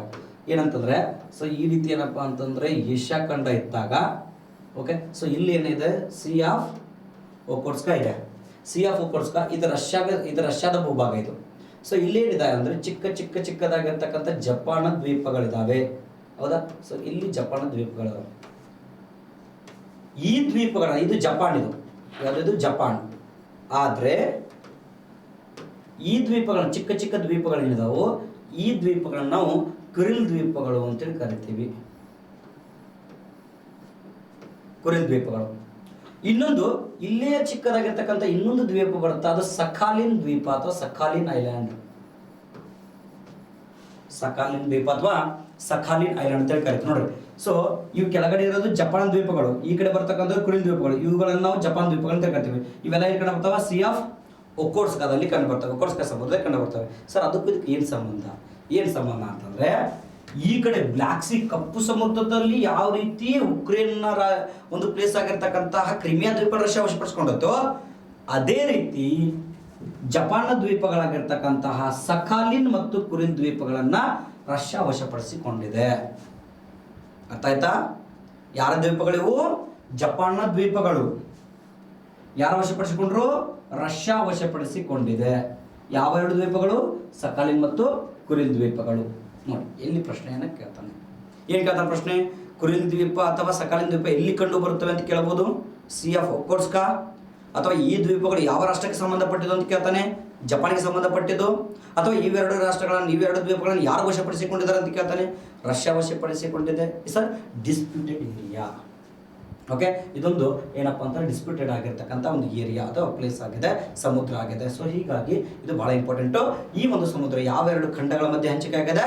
ಏಷ್ಯಾ ಮತ್ತು ಉತ್ತರ ಅಮೆರಿಕ ಖಂಡಗಳ ಮಧ್ಯೆ ಹಂಚಿಕೆಯಾಗಿದೆ. ಇನ್ನೊಂದೇನಪ್ಪ ಅಂತಂದ್ರೆ ಈ ಸಿ ಆಫ್ ಒಕೋಟ್ಸ್ಕಾ ಯಾವ ಸಾಗರದಲ್ಲಿ ಕಂಡು ಬರ್ತದೆ ಅಂತ ಕೇಳ್ತಾನೆ. ಪೆಸಿಫಿಕ್ ಸಾಗರದಲ್ಲಿ ಕಂಡು ಬರ್ತಕ್ಕಂಥದ್ದನ್ನು ಕಾಣ್ತೀವಿ. ಕ್ಲಿಯರ್ ಆಯ್ತಾ? S, very good. ನೆಕ್ಸ್ಟು ಇದಾದ ನಂತರ ಸಿ ಆಫ್ ಒಕೋಟ್ಸ್ಕಾ ಆದ ನಂತರ ನೆಕ್ಸ್ಟ್ ಒಂದು ಸಮುದ್ರ ಬಹಳ ಇಂಪಾರ್ಟೆಂಟ್ ಇದೆ, ಮತ್ತೆ ಅದು ಕೂಡ ಇಶ್ಯೂ ಅಲ್ಲಿದೆ. ಮೋಸ್ಟ್ ಇಂಪಾರ್ಟೆಂಟ್ ಏನಪ್ಪ ಅಂತಂದ್ರೆ ಸೌತ್ ಚೀನಾ ಸಿ, ದಕ್ಷಿಣ ಚೀನಾ ಸಮುದ್ರ. ಸೌತ್ ಚೀನಾ ಸಿ, ದಕ್ಷಿಣ ಚೀನಾ ಸಮುದ್ರ ಬಹಳ ಇಂಪಾರ್ಟೆಂಟ್. ಇದು ಆಟ್ ಪ್ರೆಸೆಂಟ್ ಏನಪ್ಪ ಅಂತಂದ್ರೆ ಹಾಟ್ಸ್ಪಾಟ್ ಅಂತಲೇ ಕೂಡ ಕರೀತಾರೆ ಇದಕ್ಕೆ. ಹಾಟ್ಸ್ಪಾಟ್ ಅಂದರೆ ನಾವು ಮೊಬೈಲ್ ತೊಗೊಂಡು ನೆಟ್ ಕನೆಕ್ಟ್ ಮಾಡೋ ಹಾಟ್ಸ್ಪಾಟ್ ಅಲ್ಲ, ಇದೊಂದು ಬಿಸಿ ತಾಣ. ಇಟ್ ಮೀನ್ಸ್ ಫೈರಿಂಗ್ ಪ್ಲೇಸ್ ಅಂತೇಳಿ ಕರಿತೀವಿ ಇದಕ್ಕೆ ನಾವು. ಯಾಕೆ ಫೈರಿಂಗ್ ಪ್ಲೇಸ್ ಅಂತೇಳಿ ಕರಿತೀವಿ ಅಂತಂದರೆ ಈ ಸೌತ್ ಚೀನಾ ಸಿ ಏನಿದೆ, ಸೊ ಕಂಪ್ಲೀಟ್ ಆಗಿ ಹಲವಾರು ರಾಷ್ಟ್ರಗಳ ಮಧ್ಯೆ ಉದ್ವಿಗ್ನ ಪರಿಸ್ಥಿತಿಯನ್ನು, ವಾತಾವರಣವನ್ನು ಉಂಟು ಮಾಡಿರ್ತಕ್ಕಂಥ ಒಂದು ಸಮುದ್ರ ಸೌತ್ ಚೈನಾ ಸಿ ಅಂತೇಳಿ ಕರಿತೀವಿ. ಇದು ಕೂಡ ಏಷ್ಯಾ ಖಂಡಗಳ ದಕ್ಷಿಣದಲ್ಲಿ ಬರ್ತಕ್ಕಂತಹ ಸೊ ಇಂಡೋನೇಷ್ಯಾ ದ್ವೀಪಗಳೇನಿದಾವು. ಸೊ ಈ ರೀತಿ ಇಲ್ಲೇನಾಗುತ್ತೆ ಅಂತಂದ್ರೆ ಇಲ್ಲಿ ಏಷ್ಯಾ ಖಂಡ ಬರುತ್ತಾ, ಈ ಕಡೆ ಇಂಡೋನೇಷ್ಯಾ ದ್ವೀಪಗಳದಾವ. ಓಕೆ, ಸೊ ಈ ಕಡೆ ಏನಾಗಿದೆ? ತೈವಾನ್ ಇದೆ, ಈ ಕಡೆ ಜಪಾನ್ ಇದೆ. ಹೌದಾ? ಸೊ ಇಲ್ಲೇನಾಗುತ್ತೆ ಅಂದ್ರೆ ಚೈನಾ ಮತ್ತು ತೈವಾನ್ ಮಧ್ಯೆ ಬಿಕ್ಕಟ್ಟನ್ನು ಉಂಟು ಮಾಡಿರ್ತಕ್ಕಂಥ ಒಂದು ಸಮುದ್ರವೂ ಕೂಡ ಯಾವುದು? ಸೌತ್ ಚೀನಾ ಸಿ, ದಕ್ಷಿಣ ಚೀನಾ ಸಮುದ್ರ, ಚೈನಾ ಅಂಡ್ ತೈವಾನ್. ಯಾಕೆ ಅಂತಂದ್ರೆ ಇಲ್ಲಿರ್ತಕ್ಕಂತಹ ರಾಷ್ಟ್ರಗಳು ಇಂಡೋನೇಷ್ಯಾ ದ್ವೀಪಗಳಾಗಿರ್ತಕ್ಕಂತಹ Thailand, Malaysia, Brunei, Cambodia, Vietnam, Laos. ಹೌದಾ? ಸೊ ಇವೆಲ್ಲ ರಾಷ್ಟ್ರಗಳಿದ್ದಾವು, ಚಿಕ್ಕ ದ್ವೀಪ ರಾಷ್ಟ್ರಗಳಿವೆಲ್ಲವೂ ಕೂಡ. ಆ ದ್ವೀಪ ರಾಷ್ಟ್ರಗಳು ಎಲ್ಲಿ ಕಂಡು ಬರ್ತವೆ ಅಂತಂದ್ರೆ ಸೌತ್ ಚೀನಾ ಸಿ, ದಕ್ಷಿಣ ಚೀನಾ ಸಮುದ್ರದ ಸುತ್ತಮುತ್ತಲು ಕಂಡು ಬರ್ತವೆ. ಸೊ ಹೀಗಾಗಿ ಈ ಒಂದು ರಾಷ್ಟ್ರಗಳಲ್ಲಿ ಏನಾಗ್ತಿದೆ ಅಂತಂದ್ರೆ ಡಿಸ್ಪ್ಯೂಟೆಡ್ ಪ್ರಾರಂಭ ಆಗಿದಾವೆ. ಏನು ಸರ್ ಅದು ಹಾಗಾದ್ರೆ? ಸೊ ದಕ್ಷಿಣ ಚೀನಾ ಸಮುದ್ರಕ್ಕೆ ಸಂಬಂಧಿಸಿದಂತೆ ಏನು ಡಿಸ್ಪ್ಯೂಟ್ಗಳು ಆಗ್ತಿದ್ದಾವೆ ಅಂತಕ್ಕಂಥದ್ದನ್ನು ನೋಡೋದಾದ್ರೆ, ಈ ದಕ್ಷಿಣ ಚೀನಾ ಸಮುದ್ರ ಏನಿದೆ, ಸೌತ್ ಚೈನಾ ಸಿ ಏನಿದೆ, ಇದು ಏನಪ್ಪಾ ಅಂದ್ರೆ ಏಷ್ಯಾ ಖಂಡದಲ್ಲಿ ಅತಿ ಹೆಚ್ಚು ಸಂಪದ್ಭರಿತವಾಗಿರ್ತಕ್ಕಂಥ ಒಂದು ಸಮುದ್ರ. ಅಂದ್ರೆ ಜಾಸ್ತಿ ಸಾಗರಿಕ ಸಂಪನ್ಮೂಲಗಳನ್ನು ಒಳಗೊಂಡಿರ್ತಕ್ಕಂಥ ಒಂದು ಸಮುದ್ರ. ಜಾಸ್ತಿ ಮೀನುಗಾರಿಕೆ ಆಗಿರ್ಬೋದು, ಪೆಟ್ರೋಲ್ ಪ್ರಾಡಕ್ಟ್ಸ್ ಆಗಿರ್ಬೋದು, ಹವಳಗಳಾಗಿರ್ಬೋದು, ಕೊರಲ್ ರೀಫ್ಸ್, ಸೊ ಅವೆಲ್ಲವೂ ಅತಿ ಹೆಚ್ಚಾಗಿ ಹೊಂದಿರತಕ್ಕಂಥ ಒಂದು ಸಮುದ್ರ ಯಾವುದಪ್ಪ ಅಂತಂದ್ರೆ ಈ ಸೌತ್ ಚೈನಾ ಸಿ. ಒಂದು ರೀಸನ್. ಎರಡನೇ ರೀಸನ್ ಏನಪ್ಪಾ ಅಂತಂದ್ರೆ ಇಲ್ಲೊಂದು ಸ್ಟ್ರೀಟ್ ಬರುತ್ತೆ, ಜಲಸಂಧಿ ಅಂತ ಕರಿತೀವಿ. ಯಾವ ಜಲಸಂಧಿ? ಇಲ್ಲಿ ಮಲೇಷಿಯಾ ಇದೆ. ಯಾವುದು? ಮಲೇಷಿಯಾ. ಈ ಮಲೇಷಿಯಾ ಮತ್ತು ಸುಮಾತ್ರ ದ್ವೀಪಗಳು ಬರ್ತವೆ ಇಲ್ಲಿ. ಜಾವಾ, ಸುಮಾತ್ರ, ಸುಂಡಾ, ಸೊ ಆ ಪ್ಲೇಸ್ ಎಲ್ಲಿ? ಇಂಡೋನೇಷ್ಯಾ ದ್ವೀಪಗಳಲ್ಲಿ. ಇಲ್ಲಿ ಮಲೇಷಿಯಾ ಇದೆ, ಇಲ್ಲಿ ಸುಮಾತ್ರ ದ್ವೀಪಗಳ ಮಧ್ಯೆ ಒಂದು ಸಣ್ಣದಾಗಿರ್ತಕ್ಕಂಥ ಚಿಕ್ಕದಾಗಿರ್ತಕ್ಕಂಥ ಜಲಮಾರ್ಗ ಇದೆ. ಆ ಜಲಮಾರ್ಗವನ್ನು ನಾವು ಅಂತ ಕರಿತೀವಿ ಮಲಕ್ಕಾ ಜಲಸಂಧಿ ಅಂತೇಳಿ ಕರಿತೀವಿ. ಈ ಮಲಕ್ಕಾ ಜಲಸಂಧಿಯ ಮೇಲೆ ಹತೋಟಿಯನ್ನು ಸಾಧಿಸಲು ಸೌತ್ ಚೀನಾ ಸಮುದ್ರ ಬಹಳ ಮುಖ್ಯ ಆಗಿದೆ. ಯಾಕೆ ಸರ್ ಹಾಗಾದ್ರೆ? ಯಾಕಂತಂದ್ರೆ ಹಿಂದೂ ಮಹಾಸಾಗರ ಮತ್ತು ಪೆಸಿಫಿಕ್ ಸಾಗರ ಅಥವಾ ಸೌತ್ ಚೈನಾ ಸಿ, ದಕ್ಷಿಣ ಚೀನಾ ಸಮುದ್ರಗಳನ್ನ ಜೋಡಿಸುವ ಏಕೈಕ ಜಲಮಾರ್ಗ ಯಾವುದಪ್ಪ ಅಂತಂದ್ರೆ ಮಲಕ್ಕಾ ಜಲಸಂಧಿ. ಒಂದೇ ಒಂದು ಜಲಮಾರ್ಗ, ಶಾರ್ಟ್ಕಟ್ ರೂಟ್ ಇದೆ. ಯಾವುದನ್ನ? ಹಿಂದೂ ಮಹಾಸಾಗರ, ಸೌತ್ ಚೀನಾ ಸಿ ಅಥವಾ ಪೆಸಿಫಿಕ್ ಸಾಗರವನ್ನು ಜೋಡಿಸ್ತಕ್ಕಂಥ ಏಕೈಕ ಜಲಮಾರ್ಗ ಇದೆ. ಇದನ್ನೇನಾದರೂ ವಶಪಡಿಸಿಕೊಂಡ್ರೆ ಅಂತಂದ್ರೆ ಪ್ರಪಂಚದಲ್ಲಿ ಅತಿ ಹೆಚ್ಚಿನ ಎಕಾನಮಿ ರೇಟನ್ನು ಹೊಂದಿರತಕ್ಕಂಥ ರಾಷ್ಟ್ರ ಆಗುತ್ತೆ. ಯಾಕಂದ್ರೆ ಟ್ಯಾಕ್ಸ್ ಅನ್ನು ವಿಧಿಸಬಹುದು. ಈಗ ಫ್ರೀಯಾಗಿ ಮೂವ್ಮೆಂಟ್ ಆಗ್ತದೆ. ಅಂದರೆ ಈ ಎಲ್ಲ ದೃಷ್ಟಿಕೋನದಿಂದ ಸೌತ್ ಚೈನಾ ಸಿ ಏನಾಗಿದೆ? ಬಹಳ ಇಂಪಾರ್ಟೆನ್ಸ್ ಆಗಿದೆ. ಅದರ ಜೊತೆಗೇನೆ ಚೈನಾ ಏನು ಮಾಡ್ತಿದೆ? ಚೈನಾ ಮತ್ತು ತೈವಾನ್ ಈ ಎರಡೂ ರಾಷ್ಟ್ರಗಳ ಮಧ್ಯೆ ಬಿಕ್ಕಟ್ಟು ಉಂಟಾಗಿದೆ. ಅದಕ್ಕೋಸ್ಕರ ಯಾವಾಗ ಲಾಸ್ಟ್ ಟೈಮ್ ನೋಡ್ರಿ ನೀವು, ಮೊನ್ನೆ ತೈವಾನ್ನ ಭೂಪ್ರದೇಶದ ಮೇಲೆ ಚೈನಾ ಯುದ್ಧ ವಿಮಾನಗಳು ಹಾರಾಟ ನಡೆಸ್ತಿದ್ವು. ಚೈನಾದ ಯುದ್ಧ ವಿಮಾನಗಳು ತೈವಾನ್ನ ಭೂಪ್ರದೇಶದ ಮೇಲೆ ಹಾರಾಟ ನಡೆಸ್ತಿದ್ವು. ಈ ತೈವಾನ ಸುಮ್ಕೊಂಡಿರಲಿಲ್ಲ, 2 ವಿಮಾನನ ಹೊಡೆದೊಳಿಸ್ಬಿಟ್ರು. ಪಾಪ ಚೈನಾ ಏನು ಮಾಡ್ತು? ವಾಪಸ್ ಹೋಗ್ಬಿಡ್ತು. ಆಯ್ತಾ? ಇವ್ರು ಹಂಗೆ ಚೈನಾದವ್ರು ಭಾಳ ಡೂಪ್ಲಿಕೇಟ್. ಅರ್ಥ ಆಯ್ತು. ಸೊ ಡೂಪ್ಲಿಕೇಟ್ ಅಂತಲೇ ಒಂದು ನೆನಪು ನನಗೆ ಏನಂತ ಹೇಳಿದ್ರೆ, ಇದೇ ಒಂದು ದಕ್ಷಿಣ ಚೀನಾ ಸಮುದ್ರದಲ್ಲಿ ಒಂದು ಕಾನ್ಸೆಪ್ಟ್ ಇಟ್ಕೊಂತು. ಏನು ಸರ್ ಅದು? ಅದೇನಂತಂದ್ರೆ ಆರ್ಟಿಫಿಷಿಯಲ್ ಐಲ್ಯಾಂಡ್ಗಳ ಬಗ್ಗೆ ಕಾನ್ಸೆಪ್ಟ್ ಇಟ್ಕೊಂತು. ಆರ್ಟಿಫಿಷಿಯಲ್ ಐಲ್ಯಾಂಡ್ಸ್, ಕೃತಕ ದ್ವೀಪಗಳು ಅಂದ್ರೆ ಅರ್ಥ ಮಾಡ್ಕೊಳ್ರಿ. ಚೈನಾದವ್ರು ಏನು ಮಾಡಿದ್ರು ಅಂತಂದ್ರೆ ಅಲ್ಲಲ್ಲಲ್ಲಲ್ಲಲ್ಲಿ ಕೆಲವೊಂದಿಷ್ಟು ದ್ವೀಪಗಳನ್ನ ಕೃತಕವಾಗಿ ಸೃಷ್ಟಿ ಮಾಡಿದ್ರು. ಆರ್ಟಿಫಿಷಿಯಲ್ ಐಲ್ಯಾಂಡ್ ಸೃಷ್ಟಿ ಮಾಡಿದ್ರು. ಯಾಕೆ ಕೃತಕ ದ್ವೀಪಗಳನ್ನ ಸೃಷ್ಟಿ ಮಾಡಿದ್ರು ಅಂತಂದ್ರೆ, ಅಲ್ಲಿ ದ್ವೀಪಗಳನ್ನು ಸೃಷ್ಟಿ ಮಾಡಿ ಅಲ್ಲಿ ತನ್ನ ಸೈನ್ಯವನ್ನು ಸ್ಥಾಪನೆ ಮಾಡಿ ಜನರನ್ನ ಅಲ್ಲಿ ಇರಿಸಿ ಆ ಪ್ರದೇಶಗಳನ್ನು ವಶಪಡಿಸಿಕೊಂಡು ದಕ್ಷಿಣ ಚೀನಾ ಸಮುದ್ರ ಮೇಲೆ ಹತೋಟಿಯನ್ನು ಸಾಧಿಸಲಿಕ್ಕೆ ಹವಣಿಸ್ತಿದ್ವು. ಆದರೆ ಇದರ ಮೇಲೆ ಯಾವುದು ನಿಗಾ ಇಟ್ಟಿತ್ತಂದ್ರೆ USA ಅಮೆರಿಕ ನಿಗಾ ಇಟ್ಟಿತ್ತು. ಯಾಕಂತಂದ್ರೆ ಅದಕ್ಕೂ ಕೂಡ ಹೊಟ್ಟೆ ಕಿಚ್ಚು. ಚೈನಾ ಬೆಳೀತಾರೆ, ಅಮೆರಿಕ ಕೆಳಗಡೆ ಹೋಗ್ತೈತಿ. ಹಿಂಗಾಗಿ ಸೊ ಸೌತ್ ಚೀನಾ ಸಿ ಮೇಲೆ ಏನಾಗ್ತಿದ್ದಾವೆ ಅಂತಂದ್ರೆ ಇನ್ನೂ ಬಹಳ ಇದೆ. ಇದು ಸುಮಾರು 2-3 ಗಂಟೆ ಇದೊಂದೇ ಎಕ್ಸ್ಪ್ಲೇನ್ ಮಾಡ್ಬೋದು ನಾವು. ಆದರೆ ಒಂದು ಐಡಿಯಾ ಸುಮ್ಮನೆ ಒಂದು ಪಾಯಿಂಟ್ಸ್ ಹೇಳ್ತದೆ, ನೆನ್ಪಿಟ್ಕೊಡು ಅಷ್ಟೇ. So 9 dot line 7 dot lines ಕೆಲವಷ್ಟು ನಿಯಮಗಳಿದ್ದಾವೆ. ಸೊ ಅವುಗಳೆಲ್ಲವನ್ನು ನೋಡಿಕೊಂಡು ಈ ಒಂದು ಸೌತ್ ಚೀನಾ ಸಿ ಬಹಳ ಇಂಪಾರ್ಟೆಂಟ್ ಆಗಿರ್ತಕ್ಕಂಥ ಒಂದು ಏರಿಯಾ. ಮಲಕಚಲ ಸಂಧಿ ಆಗಿರ್ಬೋದು. ಇನ್ನೊಂದು ಬರುತ್ತೆ ಇಲ್ಲಿ ಕ್ರಾ ಕಾಲುವೆ ಅಂತ ಕರಿತೀವಿ. ಇತ್ತೀಚೆಗೆ ಭಾರತ ನಿರ್ಮಾಣ ಮಾಡ್ತಕ್ಕಂಥ ಒಂದು ಕಾಲುವೆ ಕ್ರಾ ಕಾಲುವೆ ಅಂತ ಹೇಳಿ ಕರಿತೀವಿ. ಅವೆಲ್ಲವೂ ಕೂಡ ಇಲ್ಲಿ ಏನಪ್ಪ ಅಂತಂದರೆ ಬಹಳ ಮುಖ್ಯ ಆಗಿದ್ದಾವೆ. ಅಟ್ ಪ್ರೆಸೆಂಟ್ ಕರೆಂಟ್ ಅಫೇರ್ಸು ಕೂಡ ಹೌದು. ಓಕೆ, ಸೊ ಇದು ದಕ್ಷಿಣ ಚೀನಾ ಸಮುದ್ರಕ್ಕೆ ಸಂಬಂಧಪಟ್ಟಿರ್ತಕ್ಕಂತಹ ಒಂದು ಚಿಕ್ಕ ಮಾಹಿತಿ. ಓಕೆ, ಇನ್ನು ನೆಕ್ಸ್ಟ್ ಯಾವುದಪ್ಪ ಅಂತಂದರೆ ಬಹಳ ಇಂಪಾರ್ಟೆಂಟ್ ಆಗಿರ್ತಕ್ಕಂಥದ್ದು ಏನು ಸ್ವಲ್ಪ ಎಲ್ಲ ಬಹಳ ಇಂಪಾರ್ಟೆಂಟ್, ಎಲ್ಲವೂ ಇಂಪಾರ್ಟೆಂಟೇ. ಓಕೆ, ಸೊ ನೆಕ್ಸ್ಟ್ ಯಾವುದಪ್ಪ ಅಂದರೆ ನಾವು ಹೇಳೋ ಎಲ್ಲವೂ ಕೂಡ 90% ಇಂಪಾರ್ಟೆಂಟು, ಇನ್ನು 10% ಗೊತ್ತಿಲ್ಲ ಅಷ್ಟೇ. ಓಕೆನಾ? ಮತ್ತು ಮಾಸ್ತರ ಒಟ್ಟು ಹೇಳಿದ್ದಿ ಒಂದು ಕೇಳಿಲ್ಲ, ಅದು ನನಗೆ ಸಂಬಂಧಪಟ್ಟಿಲ್ಲ. ಬಟ್ ಕೇಳಿದ ಅಂದ್ರೆ ಪಕ್ಕ ಇವು ಬರ್ತಾವೆ, ಇದನ್ನು ಬಿಟ್ಟರೆ ಬೇರೆ ಕೇಳಂಗಿಲ್ಲ. ಅರ್ಥ ಆಯ್ತು? ಕೇಳಿದಂದ್ರೆ ಇತರ ಕೇಳ್ಬೇಕು, ಕೇಳಿಲ್ಲ ಅಂದ್ರೆ ಏನು ಮಾಡೋಕ್ಕಾಗಂಗಿಲ್ಲ. ಅರ್ಥ ಆಯ್ತಾ? ಬಟ್ 100% ಕೇಳೇ ಕೇಳ್ತಾನೆ, ಗೊತ್ತಿರಲಿ. ಮತ್ತು ಇದನ್ನು ಬಿಟ್ಟರೆ ಮತ್ತೆ ಪ್ರಶ್ನೆಗಳು ಬರೋಕ್ಕೆ ಸಾಧ್ಯನೇ ಇಲ್ಲ. ಓಕೆ, ಇನ್ನು ನೆಕ್ಸ್ಟ್ ಒಂದು ಸಮುದ್ರ ಕೇಳ್ತಾರೆ. ಏನು ಸರ? ನಾವು ಡೆಡ್ ಸಿ, ಮೃತ ಸಮುದ್ರ ಅಂತ ಹೇಳಿ ಕರಿತೀವಿ. ಮೃತ ಸಮುದ್ರ ಸರ್, ಮೃತ ಸಮುದ್ರ ಎಲ್ಲಿ ಕಂಡು ಬರುತ್ತದೆ? ಡೆಡ್ ಸಿ ವಿಶೇಷತೆ ಏನಂತಂದ್ರೆ ಪ್ರಪಂಚದಲ್ಲಿ ಅತಿ ಹೆಚ್ಚು ಲವಣಾಂಶವನ್ನ ಹೊಂದಿರುವ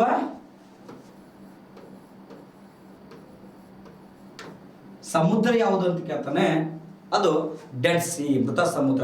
ಸರ್ ಮತ್ತೆ ಲೇಕ್ ವಾನ್ ಅಂತ ಹೇಳ್ತಾರ, ಲೇಕ್ ಅಸಲ, ಅವು ಸರೋವರಗಳು ಬೇರೆ, ಸಮುದ್ರ ಬೇರೆ. ಅತಿ ಹೆಚ್ಚು ಲವಣಾಂಶ ಹೊಂದಿರುವ ಸಮುದ್ರ ಅಂತ ಬಂದಾಗ ಡೆಡ್ ಸಿ, ಅದರ ಜೊತೆಗೇನೆ ಅತಿ ಹೆಚ್ಚು ಸಾಂದ್ರತೆ, ಡೆನ್ಸಿಟಿ,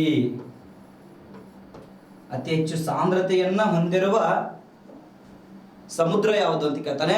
ಅದು ಡೆಡ್ ಸಿ ಅಥವಾ ಮೃತ ಸಮುದ್ರ ಅಂತ ಹೇಳಿ ಕರಿತೀವಿ. ಡೆಡ್ ಸಿ ಅಥವಾ ಮೃತ ಸಮುದ್ರ. ಸರ್ ಎಲ್ಲಿ ಕಂಡು ಬರ್ತದೆ ನೋಡಿ? ಅತಿ ಹೆಚ್ಚು ಸಾಂದ್ರತೆ ಅಂದ್ರೆ ನಾವಿಲ್ಲಿ ಮುಳುಗೋದೇ ಇಲ್ಲ. ನೀವೇನೋ ಸುಸೈಡ್ ಮಾಡ್ಕೋಬೇಕು ಅಂತೇಳಿ ಮನಸ್ಸು ಹೋಗಿ ಜಿಗಿದ್ರಿ ಅಂದ್ರೆ ಮನಸ್ಸು ಬದಲಾವಣೆ ಆಗ್ಲಿಕ್ಕೂ ತೇಲ್ತೀರಿ, ಆದರೂ ತೇಲ್ತೀರಿ, ಅಂದ್ರೆ ಮುಳುಗೋದಿಲ್ಲ. ಯಾರಾದರೂ ಸುಸೈಡ್ ಮಾಡ್ಕೋಬೇಕಾ? ಇಲ್ಲಿ ಸುಸೈಡ್ ಮಾಡ್ಕೊಡ್ರಿ ಅಂದ್ರೆ ಸಾಯಂಗಿಲ್ಲ ಅಂತ ಅರ್ಥ. ಅರ್ಥ ಆಯ್ತಾ? ಇಟ್ ಮೀನ್ಸ್ ನಾವು ಏನಾದರೂ ಅದ್ರೊಳಗೆ ಜಿಗದೀವಪ್ಪ ಅಂತಂದರೆ ಮೇಲ್ಗಡೆ ನಿಧಾನವಾಗಿ ಆರಾಮಾಗಿ ತೇಲ್ತಿರ್ತೀವಿ. ನಾವು ಕಾಲು ಬಡಿಯೋ ಅವಶ್ಯಕತೆ ಇಲ್ಲ, ಕೈ ಬಡಿಯೋ ಅವಶ್ಯಕತೆ ಇಲ್ಲ, ಈಜಾಡೋ ಅವಶ್ಯಕತೆ ಇಲ್ಲ.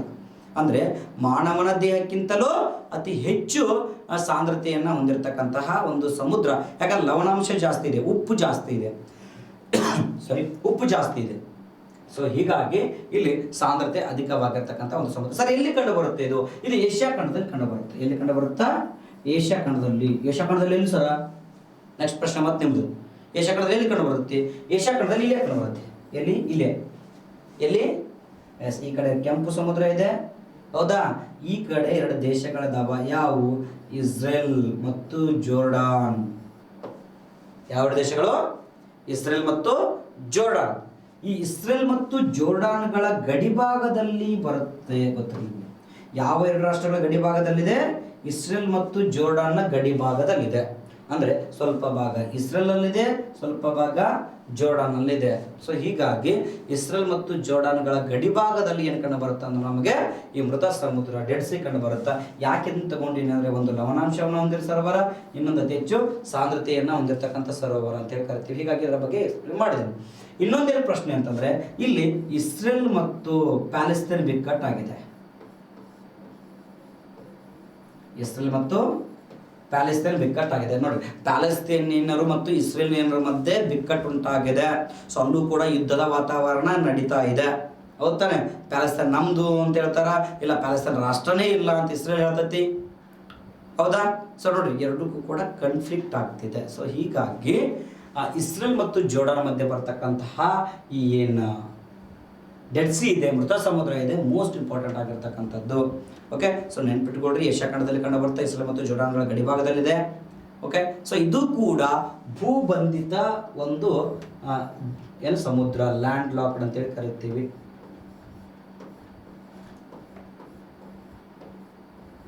ಲ್ಯಾಂಡ್ ಲಾಕ್ಡ್ ಅಥವಾ ಭೂಬಂಧಿತ ಒಂದು ಸಮುದ್ರ ಅಂತೇಳಿ ಕರಿತೀವಿ. ಲ್ಯಾಂಡ್ ಲಾಕ್ಡ್ ಆಗಿರ್ತಕ್ಕಂಥ ಕಂಪ್ಲೀಟ್ ಲ್ಯಾಂಡ್ ಭೂಪ್ರದೇಶದಿಂದ ಸುತ್ತುವರೆದಿದೆ. ಓಕೆ, ಸೊ ಅರ್ಥ ಆಗಿದೆ ಅಂತ ಅನ್ಕೊಂಡಿದ್ದೀನಿ. ಇನ್ನು ಈ ಮೃತ ಸಮುದ್ರದ ನಂತರ ಬರ್ತಕ್ಕಂಥ ಇನ್ನೊಂದು ಸಮುದ್ರ ಬರ್ತಾ, ಯಾವ ಸಮುದ್ರ ಅಂತಂದ್ರೆ ಪ್ರಪಂಚದ ಅತ್ಯಂತ ಆಳವಾದ ಸಮುದ್ರ. ಓಕೆ, ಯಾವ ಸಮುದ್ರ? ಪ್ರಪಂಚದ ಓಕೆ, ಸೊ ನೋಡಿ, ಈಗ ಸಮುದ್ರ ಮತ್ತು ಸರೋವರಕ್ಕೊಂದು ವ್ಯತ್ಯಾಸ ಹೇಳ್ತೇನೆ ಸರ್. ಭಾಳ ಜನ ಕನ್ಫ್ಯೂಷನ್ ಆಗ್ತಾರೆ. ಈಗ ಏನಂತಂದರೆ ಕ್ಯಾಸ್ಪಿಯನ್ ಸಮುದ್ರ ಅಂತೇಳಿ ಕರಿತೀವಿ. ಪ್ರಪಂಚದ ಅತಿ ದೊಡ್ಡ ಸಮುದ್ರವು ಕೂಡ Caspian, Mediterranean, next Arabian. So ಈ ರೀತಿ ಬರ್ತವೆ.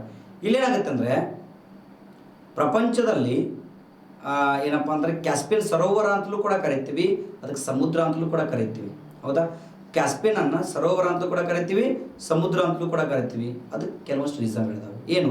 ಸಮುದ್ರದಲ್ಲಿ ಯಾವಾಗಲೂ ಕೂಡ ಉಬ್ಬರ ಬೀಳ್ತಕ್ಕ ಟೈಡ್ಸ್ಗಳು ಸಂಭವಿಸ್ತವೆ. ನೀರು ಜಾಸ್ತಿ ಆಗುತ್ತಾ, ಕಡಿಮೆ ಆಗುತ್ತೆ ಎಲ್ಲಿ? ಸಮುದ್ರದಲ್ಲಿ. ಆದರೆ ಸರೋವರಗಳಲ್ಲಿ ಟೈಡ್ಸ್ಗಳು ಕಂಡು ಬರೋದಿಲ್ಲ. ಗೊತ್ತಲ್ಲ ನಿಮಗೆ? ಸರೋವರಕ್ಕೂ ಮತ್ತು ಸಾಗರಕ್ಕೂ ವ್ಯತ್ಯಾಸ ಇದೆ, ಸರೋವರಕ್ಕೂ ಮತ್ತು ಸಮುದ್ರಕ್ಕೂ ವ್ಯತ್ಯಾಸ ಇದೆ. ಕೆಲವೊಂದಿಷ್ಟು ಸಮುದ್ರಗಳನ್ನು ಸರೋವರ ಅಂತ ಕೂಡ ಕರಿತೀವಿ ನಾವು. ಹೌದಾ? ಆದರೆ ಇಲ್ಲೇನಾಗುತ್ತೆ ಅಂತಂದ್ರೆ ಸಮುದ್ರಗಳಲ್ಲಿ ಉಬ್ಬರ ಬೀಳ್ತಗಳು ಕಂಡು ಬರ್ತವೆ, ಟೈಡ್ಸ್ಗಳು ಕಂಡು ಬರ್ತವೆ. ನಾವು ಮೀನ್ ಸಿ ಲೆವೆಲ್ ಕನಿಷ್ಠ ಸಮುದ್ರ ಸಾಮಾನ್ಯ ಮಟ್ಟ ಅಥವಾ ಸಮುದ್ರದ ಸಾಮಾನ್ಯ ಮಟ್ಟವನ್ನು ನೋಡಿದಾಗ ಇಲ್ಲಿ ನಮಗೆ ಸಮುದ್ರದ ನೀರಿನ ಮಟ್ಟ ಜಾಸ್ತಿ ಆಗೋದು ಕಡಿಮೆ ಆಗೋದು ಕಂಡು ಬರ್ತದೆ ಒಂದು ದಿನದ ಅವಧಿಯಲ್ಲಿ. ಆದರೆ ಸರೋವರಗಳಲ್ಲಿ ಯಾವುದೇ ರೀತಿಯಾದ ಟೈಡ್ಸ್ಗಳು ಅಥವಾ ಉಬ್ಬರ ಬೀಳಿತಗಳು ಕಂಡು ಬರೋದಿಲ್ಲ. ಟೈಡ್ಸ್ಗಳು ಅಥವಾ ಉಬ್ಬರ ಬೀಳಿತಗಳು ಕಂಡು ಬರೋದಿಲ್ಲ. ಸೊ ಹೀಗಾಗಿ ಈ ಸಾಗರ ಮತ್ತು ಸಮುದ್ರ ಮತ್ತು ಸರೋವರಗಳಿಗೆ ಒಂದು ಚಿಕ್ಕ ವ್ಯತ್ಯಾಸ ಇರ್ತಕ್ಕಂಥದ್ದನ್ನ ಕಾಣ್ತೀವಿ. ಓಕೆ, ಸೊ ನೋಡಿ, ನಾವು ಡೆಡ್ ಸಿ ಏನಿದೆ, ಮೃತ ಸಮುದ್ರ ಏನಿದೆ, ಸೊ ಅದು ಪ್ರಮುಖವಾಗಿ ಯಾವುದರಿಂದ ಸುತ್ತುವರೆದ? ಲ್ಯಾಂಡ್ ಲಾಕ್ಡ್ ಆಗಿರ್ತಕ್ಕಂಥದ್ದು ಅಥವಾ ಸೊ ಭೂಬಂಧಿತ ಏನಪ್ಪಾ ಅಂತಂದ್ರೆ ಸಮುದ್ರ ಅಂತೇಳಿ ಕರಿತೀವಿ. ಭೂಬಂಧಿತ ಸಮುದ್ರ ಅಂತೇಳಿ ಕರಿತೀವಿ. ಇನ್ನು ಭಾರತದ ಒಂದು ಪಶ್ಚಿಮ ಭಾರತದಲ್ಲಿ ಬರ್ತಕ್ಕಂತಹ ಅತಿ ಪ್ರಮುಖವಾಗಿರ್ತಕ್ಕಂಥ ಸಮುದ್ರ ಯಾವುದಪ್ಪ ಅಂತಂದ್ರೆ ಅರಬ್ಬಿ ಸಮುದ್ರ ಅಂತೇಳಿ ಕರಿತೀವಿ. ಯಾವ ಸಮುದ್ರ? ಅರಬ್ಬಿ ಸಮುದ್ರ. ಸರ್, ಇದಕ್ಕೆ ಬಹಳ ಜನ ಕೇಳಿದ್ರು, ಯಾಕೆ ಅರಬ್ಬಿ ಸಮುದ್ರ ಅಂತೇಳಿ ಕರೀತಾರ? ಬಹಳ ಜನ ಕೇಳಿದ್ರು ನನಗೆ, ಇದಕ್ಕೆ ಯಾಕೆ ಕರೀತಾರೆ ಅಂತಂದ್ರೆ, ಸೊ ಪ್ರಾಚೀನ ಕಾಲದಲ್ಲಿ ಏನಾಗ್ತಿತ್ತು, ಅರಬ್ ಕಂಟ್ರೀಸ್, ಏನು Arab country, Oman, Kuwait, Saudi Arabia, okay, ಆ ಒಂದು ಪ್ರದೇಶಗಳಿಂದ ಅತಿ ಹೆಚ್ಚು ಏನಾಗ್ತಿತ್ತು, ಸಾರಿಗೆ ವ್ಯವಸ್ಥೆ ಅವಲಂಬನೆಯಾಗಿತ್ತು ಅರಬ್ಬರ ಕಾಲದಲ್ಲಿ. ಯಾಕೆ ಸಾರಿಗೆ ವ್ಯವಸ್ಥೆ ಅರಬ್ಬರ ಕಾಲದಲ್ಲಿ ಇತ್ತಪ್ಪ ಅಂತಂದ್ರೆ, ಈ ಪ್ರದೇಶಗಳ ಮೂಲಕ, ಹಡಗುಗಳ ಮೂಲಕ ಏನಾಗ್ತಿತ್ತು, ಕುದುರೆಗಳ ವ್ಯಾಪಾರ ಜಾಸ್ತಿ ನಡೀತಾ ಇತ್ತು. ಕುದುರೆ ಮತ್ತು ರೇಷ್ಮೆ. ಸೊ ಹೀಗಾಗಿ ಈ ಒಂದು ಸಮುದ್ರದ ಮೂಲಕ ಭಾರತವನ್ನ ಪ್ರವೇಶ ಮಾಡ್ತಿತ್ತು. ಅಂದ್ರೆ ಸೊ ನಾವು ಭಾರತವನ್ನ ಕನ್ಸಿಡರ್ ಮಾಡಿದಾಗ ಇದು ಅರಬ್ಬಿ ಸಮುದ್ರ ಇದೆ. ಹೌದಾ? ಅರಬ್ಬಿ ಸಮುದ್ರ ಇದೆ. ಸೊ ನಮಗೆ ಇಲ್ಲಿ ಏನು ಕಂಡು ಬರ್ತವೆ ಅಂತಂದ್ರೆ ಅರೇಬಿಯನ್ ಕಂಟ್ರೀಸ್ ಕಂಡು ಬರ್ತವೆ. ಯಾವುದು? Saudi Arabia, Kuwait, Oman, Iran, Iraq. Okay, so ಈ ಒಂದು ಪ್ಲೇಸಸ್. ಇಲ್ಲಿಂದ ಏನಾಗ್ತಿತ್ತು, ಅರಬ್ಬಿ ಸಮುದ್ರದ ಮೂಲಕ ಹಾಯ್ದು ಭಾರತವನ್ನ ಹಡಗುಗಳು ಏನಾಗ್ತಿದ್ವು, ಬಂದು ತಲುಪ್ತಾ ಇದ್ವು. ಈ ಹಡಗುಗಳು ಬಂದು ತಲುಪಿ ಅದರ ಸಂಪರ್ಕಕ್ಕೆ ಅತಿ ಹೆಚ್ಚಿನ ಪ್ರಾಮುಖ್ಯತೆಯನ್ನು ಕೊಡ್ತಕ್ಕಂಥದ್ದು ಈ ವ್ಯಾಪಾರಕ್ಕೆ ಅತಿ ಹೆಚ್ಚಿನ ಪ್ರಾಮುಖ್ಯತೆ ಕೊಡಿರ್ತಕ್ಕಂಥದ್ದು ಈ ಅರಬ್ಬಿ ಸಮುದ್ರ. ಹೀಗಾಗಿ ಈ ಸಮುದ್ರಕ್ಕೆ ಅರೇಬಿಯನ್ ಸಿ ಅಂತ ಹೆಸರು ಬಂತು ಅಂತೇಳಿ ಕರಿತೀವಿ. ಅಂದರೆ ಅರಬ್ಬರ ಒಂದು ವ್ಯಾಪಾರಕ್ಕೆ ಅತಿ ಹೆಚ್ಚಿನ ಅನುಕೂಲಕರವಾಗಿರ್ತಕ್ಕಂತಹ ಕೆಲವೊಂದಿಷ್ಟು ಏನಪ್ಪ ಅಂದರೆ ಅನುಕೂಲತೆಗಳನ್ನು ಒದಗಿಸಿತ್ತು ಅರೇಬಿಯನ್ ಸಿ. ಓಕೆ, ಇದು ಭಾರತದ ಯಾವ ಭಾಗದಲ್ಲಿದೆ ಅಂತ ಕೇಳ್ತಾನೆ, ಪಶ್ಚಿಮದ ಒಂದು ಭಾಗದಲ್ಲಿದೆ ಅಂತಕ್ಕಂಥದ್ದನ್ನ ಅಥವಾ ಹಿಂದೂ ಮಹಾಸಾಗರದ ಒಂದು ಭಾಗ ಆಗಿರ್ತಕ್ಕಂಥದ್ದನ್ನ ಕಾಣ್ತೀವಿ. ಓಕೆ, ಸೊ ಕಂಪ್ಲೀಟ್ ಅರ್ಥ ಆಗಿದೆ ಅಂತ ಅನ್ಕೊಂಡಿದ್ದೀನಿ. ಇವುಗಳು ನಾವು ಸಮುದ್ರಗಳು, ಪ್ರಪಂಚದಲ್ಲಿ ಹಲವಾರು ಸಮುದ್ರಗಳಿದ್ದಾವೆ. ಓಕೆ, ಸೊ ಹಲವಾರು ಸಮುದ್ರಗಳಲ್ಲಿ ಅತಿ ಪ್ರಮುಖವಾಗಿರ್ತಕ್ಕಂಥ ಕೆಲವೊಂದಿಷ್ಟು ಸಮುದ್ರಗಳನ್ನ ಹೇಳಿದ್ದೀನಿ. ಇನ್ನು ಉಳಿದಿರ್ತಕ್ಕಂಥ ಸಮುದ್ರಗಳು ನೀವು ಸ್ವಲ್ಪ ನೋಡಿಕೊಂಡ್ರೆ ಸೊ ಅಟ್ ಪ್ರೆಸೆಂಟ್ ಏನಾಗುತ್ತಪ್ಪ ಅಂತಂದ್ರೆ ಎಲ್ಲವೂ ಕೂಡ ಕ್ಲಿಯರ್ ಆಗಿ ಅರ್ಥ ಆಗುತ್ತೆ ಅಂತಕ್ಕಂಥ ಮೇನ್ ಪಾಯಿಂಟ್ ಎಕ್ಸಾಮ್ ಪ್ರಾಸ್ಪೆಕ್ಟಿವ್ ಅಲ್ಲಿ ಯಾವುದಾದ್ರು ಕೇಳ್ತಿದ್ರೋ ಅದನ್ನು ನಿಮ್ಗೆ ಎಕ್ಸ್ಪ್ಲೇನ್ ಮಾಡಿದ್ದೀನಿ. ಓಕೆ, ನೆಕ್ಸ್ಟು ಏನು ಸರ,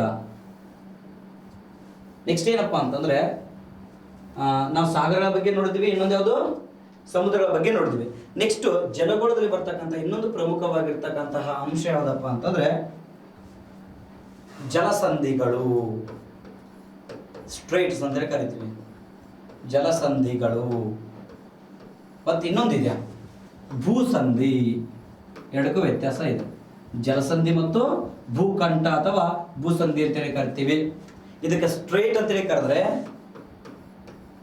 ಇದಕ್ಕೆ ಸ್ಟ್ರೇಟ್ ಅಂತೇಳಿ ಕರೆದ್ರೆ ಇದಕ್ಕೆ ಇಸ್ತಮಸ್ ಅಂತೇಳಿ ಕರೀತಾರೆ. ಇಸ್ತಮಸ್ ಅಂತೇಳಿ ಕರೀತಾರೆ, ಭೂಸಂಧಿ ಅಂತೇಳಿ ಕರೀತಾರೆ. ಎರಡಕ್ಕೂ ವ್ಯತ್ಯಾಸ ಹೇಳ್ಬಿಡ್ತೀನಿ ನಿಮಗೆ. ಏನು ಸರ್, ಹೆಸರಲ್ಲಿ ಇದೆ ಜಲ ಸಂಧಿ. ನಾವು ಕನ್ನಡದಲ್ಲಿ ಸಂಧಿಯ ಬಗ್ಗೆ ಮಾತಾಡಿದ್ವಿ, ಗೊತ್ತಾ? ಕನ್ನಡ ಸಂಧಿ ನೋಡಿರ್ಬೋದು ನೀವು ಕನ್ನಡದಲ್ಲಿ. ಏನು ಸರ್ ಸಂಧಿ ಅಂದರೆ? ಎಸ್, ಹೆಂಡು ಮನೆಗಳ ನಡುವೆ ಒಂದು ಹಂದಿ ಹಾದು ಹೋಗುವುದನ್ನೇ ಸಂಧಿ ಎನ್ನುವರು. ಹೌದಾ? ಆ ಸಂಧಿ ಬೇರೆ, ಅದು ಸಂಧಿ ಅಲ್ಲ, ಸಂದ್ರೆ ಅದು. ಇದು ಸಂಧಿ. ಸಂಧಿ ಮೀನ್ಸ್ ಕೂಡುವುದು, ಜೋಡಿಸುವುದು. ಅಂದರೆ ಎರಡು ಪದಗಳು ಕೂಡುವುದನ್ನು ಸಂಧಿ ಅಂತೇಳಿ ಕರಿತೀವಿ. ವ್ಯಾಖ್ಯಾನ ಏನೇ ಇರಲಿ, ಅಕ್ಷ ಕಾಲ ವಿಳಂಬವಿಲ್ಲದೆ ಅದು ಯಾವುದೋ ಒಂದು ಪದಗಳು ಬರಲಿ, ಆದರೆ ಎರಡು ಪದಗಳ ಜೋಡಣೆಯನ್ನ ಜೋಡಿಸೋದು ಅಂತಕ್ಕಂಥ ಕೂಡಿಸೋಕಂತ ಅರ್ಥವನ್ನು ಕೊಡೋದು ಸಂಧಿ. ಇಲ್ಲಿ ಎರಡು ಜಲಭಾಗಗಳು ಕೂಡುವುದೇ ಜಲಸಂಧಿ ಅಂತೇಳಿ ಕರಿತೀವಿ. ಎರಡು ಜಲಭಾಗಗಳು ಕೂಡುವುದನ್ನ ಜಲಸಂಧಿ ಅಂತೇಳಿ ಕರಿತೀವಿ. ಯಾವಾಗ ಎರಡು ಜಲಭಾಗಗಳು ಜಾಯಿಂಟ್ ಆಗ್ತಾವೋ ಆಗ ಎರಡು ಭೂ ಪ್ರದೇಶಗಳೇನಾಗವ ಸಪ್ರೇಟ್ ಆಗ್ತವೆ. ನೆನ್ಪಿಟ್ಕೊಳ್ರಿ. ಯಾವಾಗ ಇಲ್ಲೊಂದು ದೊಡ್ಡದಾಗಿರ್ತಕ್ಕಂತಹ ಸಮುದ್ರ ಇದೆ ಅಥವಾ ಸಾಗರ ಇದೆ, ಆ ಕಡೆ ಒಂದು ಸಮುದ್ರ ಅಥವಾ ಸಾಗರ ಇದೆ, ಇಲ್ಲಿ ಮಧ್ಯದಲ್ಲಿ ಒಂದು ಕಿರಿದಾದ ಜಲಮಾರ್ಗ ಏನಾಗುತ್ತೆ, ನಿರ್ಮಾಣ ಆಗುತ್ತೆ. ಆವಾಗ ಅವೆರಡೂ ಸಾಗರ ಅಥವಾ ಸಮುದ್ರಗಳಿಗೆ ಕನೆಕ್ಟ್ ಆಗತ್ತೆ. ಯಾವಾಗ ಕನೆಕ್ಟ್ ಆಗುತ್ತೆ, ಎರಡು ಭೂಪ್ರದೇಶ ಏನಕ್ಕವ ಸಪ್ರೇಟ್ ಆಗ್ತವೆ. ಸೊ ನಾವು ವ್ಯಾಖ್ಯಾನವನ್ನು ನೋಡೋದಾದ್ರೆ, ಜಲಸಂಧಿಗೆ ವ್ಯಾಖ್ಯಾನವನ್ನು ನೋಡೋದಾದ್ರೆ, ಎರಡು ಜಲಭಾಗಗಳನ್ನು ಕೂಡಿಸುವ, ಎರಡು ಬೃಹತ್ ಜಲಭಾಗಗಳನ್ನು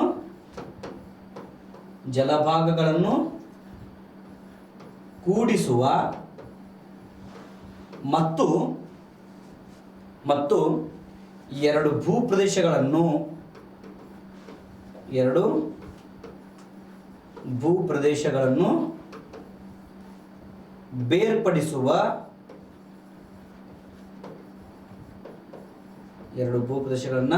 ಬೇರ್ಪಡಿಸುವ, ಕಿರಿದಾದ ಜಲಭಾಗವನ್ನು ನಾವೆಂತ ಕರಿತೀವಿ, ಜಲಸಂಧಿ ಅಂತೇಳಿ ಕರಿತೀವಿ. ನೋಡ್ರಿ, ಎರಡು ಬೃಹತ್ ಜಲಭಾಗಗಳನ್ನ ಜಾಯಿಂಟ್ ಮಾಡಬೇಕು. ಯಾವಾಗ ಎರಡು ಬೃಹತ್ ಜಲಭಾಗ ಜಾಯಿಂಟ್ ಮಾಡ್ತೈತೋ ಅವಾಗ ಎರಡು ಭೂಪ್ರದೇಶವ ಸಪ್ರೇಟ್ ಆಗ್ತಾವಂತ ಕಿರಿದಾದ ಜಲಮಾರ್ಗವನ್ನು ಅಂತ ಕರಿತೀವಿ, ಜಲಸಂಧಿ ಅಂತೇಳಿ ಕರಿತೀವಿ.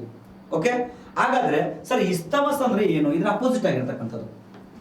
ಇಲ್ಲಿ ಜಲಭಾಗಗಳು ಕೂಡಿದ್ರೆ ಇಲ್ಲಿನಕವ ಬೃಹತ್ ಭೂಭಾಗಗಳು ಕೂಡ್ತವೆ. ಫಾರ್ ಎಕ್ಸಾಂಪಲ್, ಉತ್ತರ ಅಮೆರಿಕ ಮತ್ತು ದಕ್ಷಿಣ ಅಮೆರಿಕಗಳು ಜಾಯಿಂಟ್ ಆಗಿದಾವೆ. ಹೌದಾ? ಉತ್ತರ ಅಮೆರಿಕ ಮತ್ತು ದಕ್ಷಿಣ ಅಮೆರಿಕಗಳು ಜಾಯಿಂಟ್ ಆಗಿದಾವೆ, ಇಲ್ಲಿ ಜಾಯಿಂಟ್ ಆಗಿದೆ. ಆದ್ರೆ ಅಟ್ಲಾಂಟಿಕ್ ಸಾಗರ ಮತ್ತು ಪೆಸಿಫಿಕ್ ಸಾಗರಗಳು ಬೇರ್ಪಟ್ಟವು. ಎಸ್, ಎರಡು ಭೂಪ್ರದೇಶ, ಎರಡು ಜಲಭಾಗಗಳು ಸಪರೇಟ್ ಆಗಿದಾವೆ, ಬಟ್ ಎರಡು ಭೂಭಾಗಗಳು ಏನಾಗಿದಾವೆ, ಜಾಯಿಂಟ್ ಆಗಿದಾವೆ. ಇಟ್ ಮೀನ್ಸ್ ನಾವು ತಿಳ್ಕೋಬೇಕು, ಎರಡು ಬೃಹತ್ ಭೂಭಾಗಗಳನ್ನ ಕೂಡಿಸುವ, ಎರಡು ಜಲಭಾಗಗಳನ್ನ ಬೇರ್ಪಡಿಸುವ ಕಿರಿದಾದ ಭೂಮಾರ್ಗ. ಯಾವ ಮಾರ್ಗ?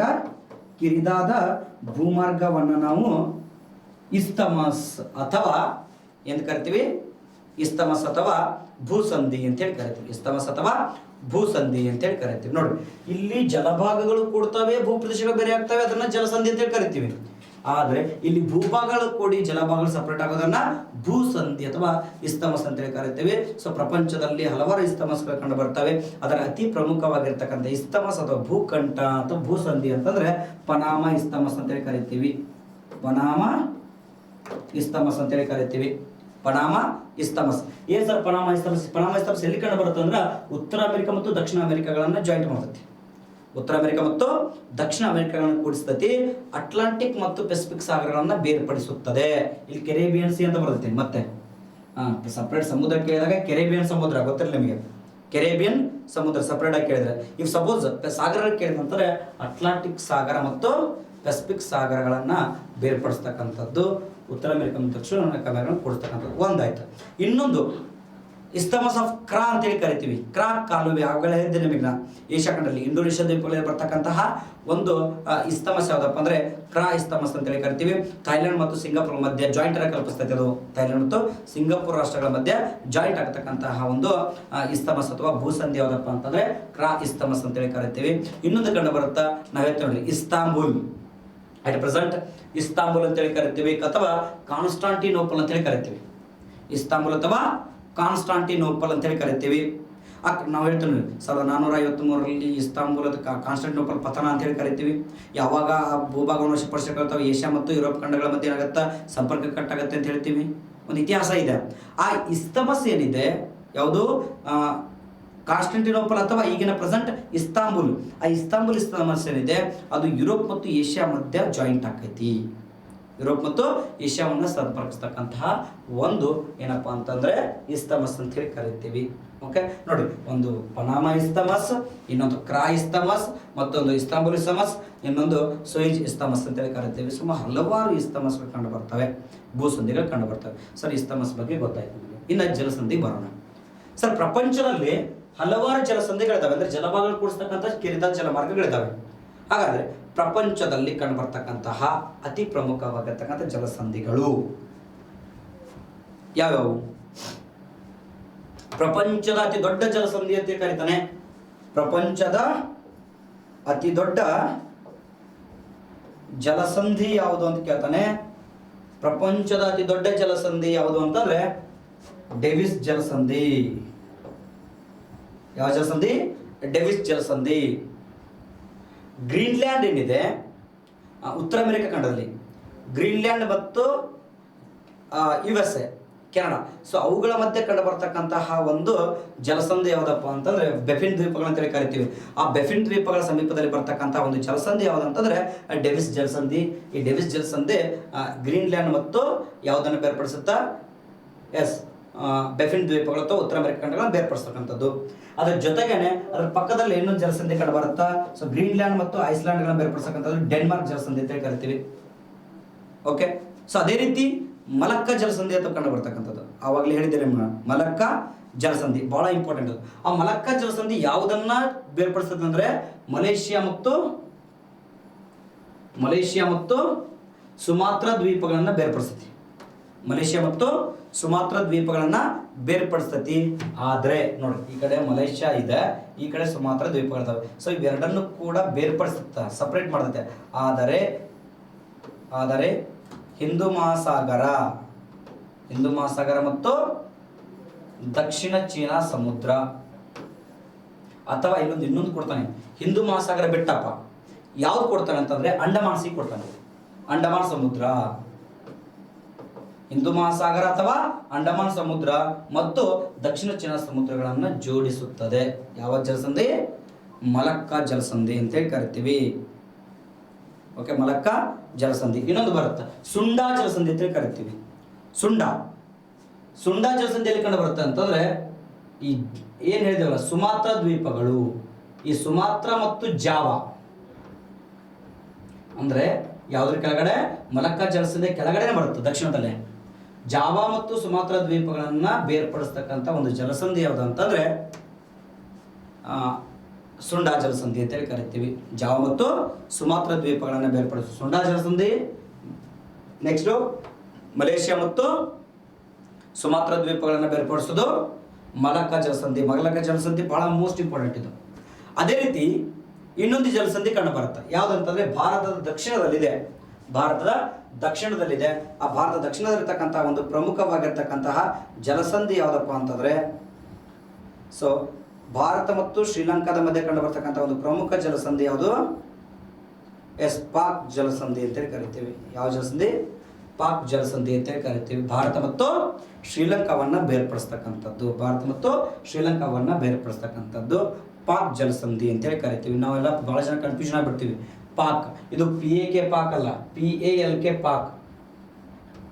ಎಲ್ಲಿ ಏನಾಗುತ್ತೆ? ಸೈಲೆಂಟ್ ಆಗುತ್ತೆ. ಪಾಕ್ ಜಲಸಂಧಿ ಅಂತೇಳಿ ಕರಿತೀವಿ. ಓಕೆ, ಈ ಪಾಕ್ ಜಲಸಂಧಿ ಎಲ್ಲಿ ಕಂಡು ಬರುತ್ತೆ ಅಂತ ಕೇಳಿದಾಗ, ಈ ಪಾಕ್ ಜಲಸಂಧಿ ಯಾವುದು? ಇಂಡಿಯಾ ಮತ್ತು ಶ್ರೀಲಂಕಾ, ಭಾರತ ಮತ್ತು ಶ್ರೀಲಂಕಾದ ಮಧ್ಯೆ ಕಂಡು ಬರ್ತಕ್ಕಂತಹ ಅಥವಾ ಬೇರ್ಪಡಿಸ್ತಕ್ಕಂತಹ ಒಂದು ಜಲಸಂಧಿ ಅಂತೇಳಿ ಕರಿತೀವಿ. ಅದೇ ರೀತಿ ಬಾಬೆಲ್ ಮಾಂಡೆಬ್ ಅಂತೇಳಿ ಕರಿತೀವಿ. ಬಾಬೆಲ್ ಮಾಂಡೆಬ್. ಸರ್, ಬಾಬೆಲ್ ಮಾಂಡೆಬ್ ಎಲ್ಲಿ ಕಂಡು ಬರುತ್ತಾ? ನಿಮಗೆ ಆವಾಗಲೇ ಹೇಳಿದ, ನಿಮಗೆ ನೆನಪಿಟ್ಕೊಡ್ರಿ. ರೆಡ್ ಸಿ, ಕೆಂಪು ಸಮುದ್ರ ಎಲ್ಲಿ ಕಂಡು ಬರ್ತೈತಿ? ಎಸ್, ಆಫ್ರಿಕಾ ಖಂಡ ಇದೆ, ಹಾರ್ನ್ ಆಫ್ ಆಫ್ರಿಕಾ. ಮೊನ್ನೆ ಕೇಳಿದ ಪ್ರಶ್ನೆ, ಹಾರ್ನ್ ಆಫ್ ಆಫ್ರಿಕಾ ಬಗ್ಗೆ ಪ್ರಶ್ನೆ ಕೇಳಿದಾನೆ. ನೆಕ್ಸ್ಟ್ ಈ ಕಡೆ ಏನಿದೆ? ಏಷ್ಯಾ ಖಂಡ ಇದೆ, ಹೌದಾ?